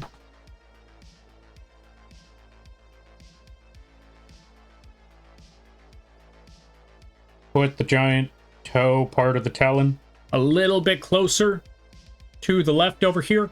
Also, I don't know if anybody has, I don't know who has turbo, so I'm going to wait for the ads to respond afterwards. And yeah, that should be it. Once the ads are done, that is when I will catch up to the reading. So for right now, we'll leave it alone for a minute. Gonna zoom in. How was that part off? There we go. Add a secondary, or yeah, add that little spot right there. BRB ads. Ah, fair, fair, fair. Well, one in this case. Oh, good. Okay, I'm back. Nice, nice, nice. Alright, then let me see what on earth the reading was said right here. The talking palm tree was a character used to represent the people who didn't have much wisdom, and he would do questions that... oh, he would do questions that were wrong, and the guy would be teaching things, would correct him, and make him understand how things are done properly and why. Not gonna lie, not gonna lie. The character, yeah, the straw man character that's supposed to play a fool in educational shows, they were the true MVP. they were the true MVP. I'm gonna let you know right now. Those characters that asked the questions and said the things in the wrong way only to get corrected later down the road, or immediately after, those were the MVPs. You want to know why? Because they sparked they sparked the topic. This gave the perfect opportunity, or yeah, those characters are the perfect fuel to basically get the ball rolling. Because one thing is to say all of these things, but another thing is to explain why the previous person that just said all of this other stuff may have the wrong perspective, or not so much the wrong perspective, but may have gotten things mistaken. This is why you have those characters like the palm tree. Or, let me see. I'm trying to think. What's another show that had a character that was a lot like that? Because a lot of the educational shows had the, for the lack of a better term, I guess this is the best way to put it. There was a lot of educational shows, for the lack of a better term. They all had that one... Okay, I try to say this word in the most respectful way possible. They had the ignorant character. They had the one that didn't know any better. And then they learn after after the explanation. And I'm trying to think, because there was a lot of... Oh! There was this one show a long, long time ago called Beakman's World. The Wisdom Lacquer? Yeah, that's the best way. Or, yeah, you know what? That's a better way to go about it. The Wisdom Lacquer. There was a show called Beakman's World. It was basically like a... As crazy as it sounds, it was a goofier, more off-the-wall version of Bill Nye the Science Guy. They taught you about sciencey stuff, but they had some really wacky characters. Like a giant rat. Like, there was just this giant, there was just this dude in a giant rat suit. The whole rat get-up and everything. And that was basically your Wisdom Lacquer character. Because he basically was the palm tree that you just mentioned earlier. Didn't know how things worked, or sometimes would say that he understands how this works, says how it goes, and have the completely wrong answer, and then would have to get explained as to how the science actually works. That was that character right there. That giant rat dude, he was the palm tree. Sometimes there was a penguin. But I think the penguins were mostly just sitting there watching TV in the middle of the cold. Despite the fact that there was no electrical sockets anywhere. I don't know how those TVs worked like that. But they did. Then again, it was a TV show. It was a goofy TV show. You're not supposed to question how the TVs work. You're just supposed to sit back and laugh that there's two penguins watching the TV with no electrical sockets. And watching whatever show that those rats were, or those, no, not the rats. Watching whatever show those penguins were watching.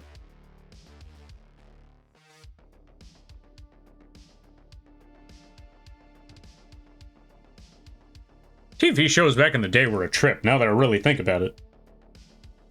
Like a sciencey show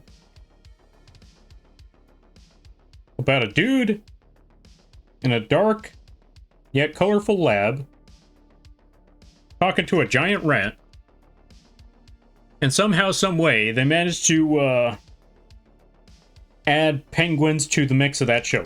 They never even interacted with those penguins. That was just an entirely different segment all on its own in that show. This is what I say, like, yeah, TV was a trip. TV was most certainly a trip. Mm-hmm. Yeah. TV's wild like that. Alright, I think... Okay, it may not be 10:30, but I think this is a good spot to call it. Let me double check.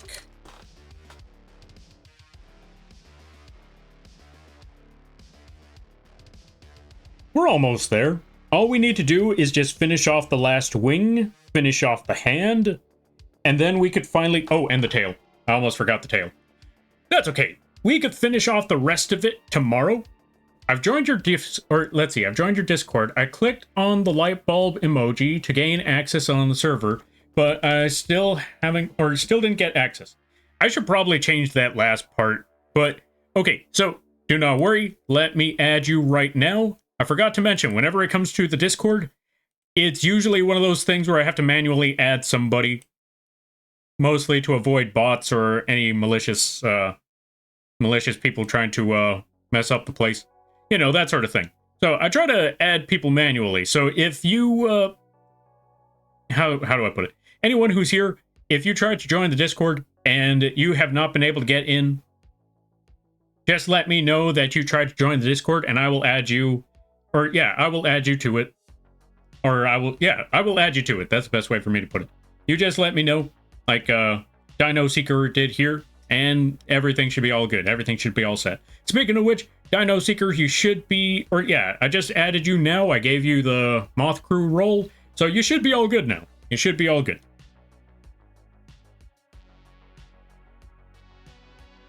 And thank you for joining the Discord. I greatly appreciate it.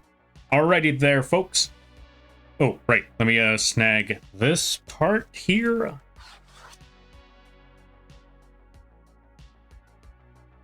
Add all of that there. Move this down here. So this is what we currently have for the Berserk Dragon. We are halfway done with the line art. We're almost set. All I really got to do is just to, you know, finish off the rest of the lines for the wings, the tail, the other hand, and then I can finally get to the rendering. We're almost there. Oh, look, it's Skull Greymon.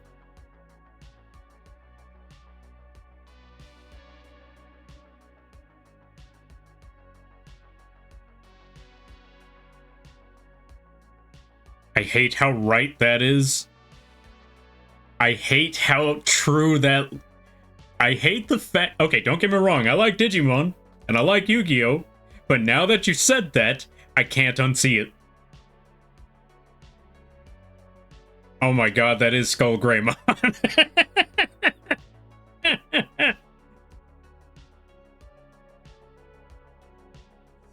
Ah...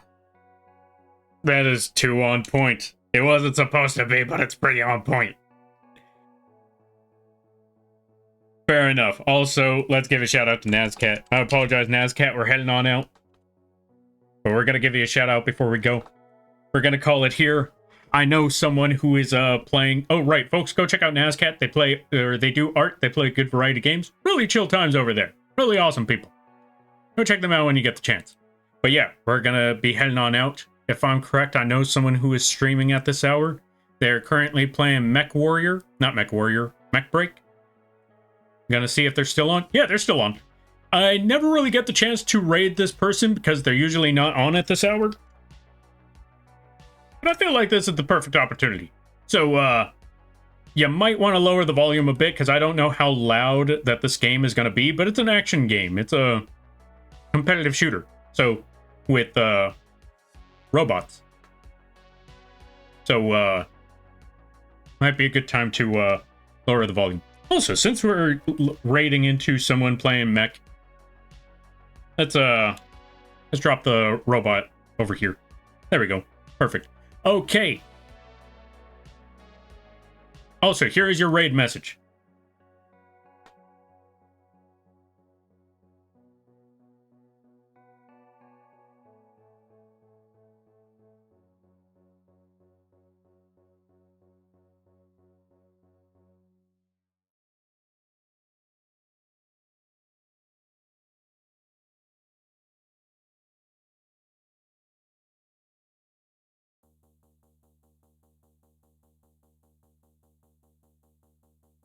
There we go. We're going to use those emotes. Use those emotes if you have them. Use whatever emotes you have if you don't. I will be back on... What day is it today? Tuesday? I will be back on Wednesday, I believe. I think I'm supposed to be back on Wednesday. If I'm not back on Wednesday. I'll be back on Friday. No, wait. Okay, if I'm not back on Wednesday for a Night Rain collab, I'll be back on Tuesday, or not Tuesday, Thursday for... Oh, wait, no. Today's Sunday, I forgot. I'll be back on Tuesday for more drawing. I might work on a different art project because there is an art project I need to... Actually, you know what? We'll come back and work on the Berserk Dragon some more. I'm going to finish off the line art on the Berserk Dragon, then we go to the other project because I know another project that I got to work on for somebody. So, Tuesday, more Berserk Dragon. Why? Because we're so close to finishing the line art. Then Wednesday might be Night Rain. If not Wednesday, then Thursday will be regular Elden Ring. Yeah, I have a problem. Anyway, use those emotes if you got them. Use whatever emotes you have if you don't. And we are going to be raiding into a Shy Guy Otaku. They play a good variety of games. Really awesome. Or yeah, really awesome people. Really great community. Really, yeah, really nice folks. And they, if you're a fan of Night Rain, that's a good place to go. They are absolutely just, what's the best way to put it?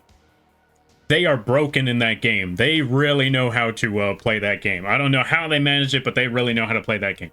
But yeah, I'll be back on Tuesday to finish this. Then Wednesday, Night Rain. Then Thursday, Elden Ring. Then Friday, I don't know what I'm going to do on Friday. We'll figure that out along the way. Anyway, let's head on out. Let's head on out. Let's get rolling.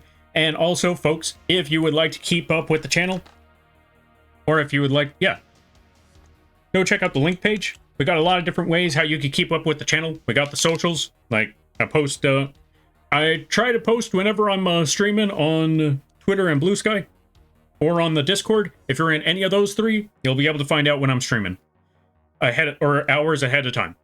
And if you would like to support the channel, one good way you could do so is by checking out the Etsy or any of the other sites, or sharing it with folks.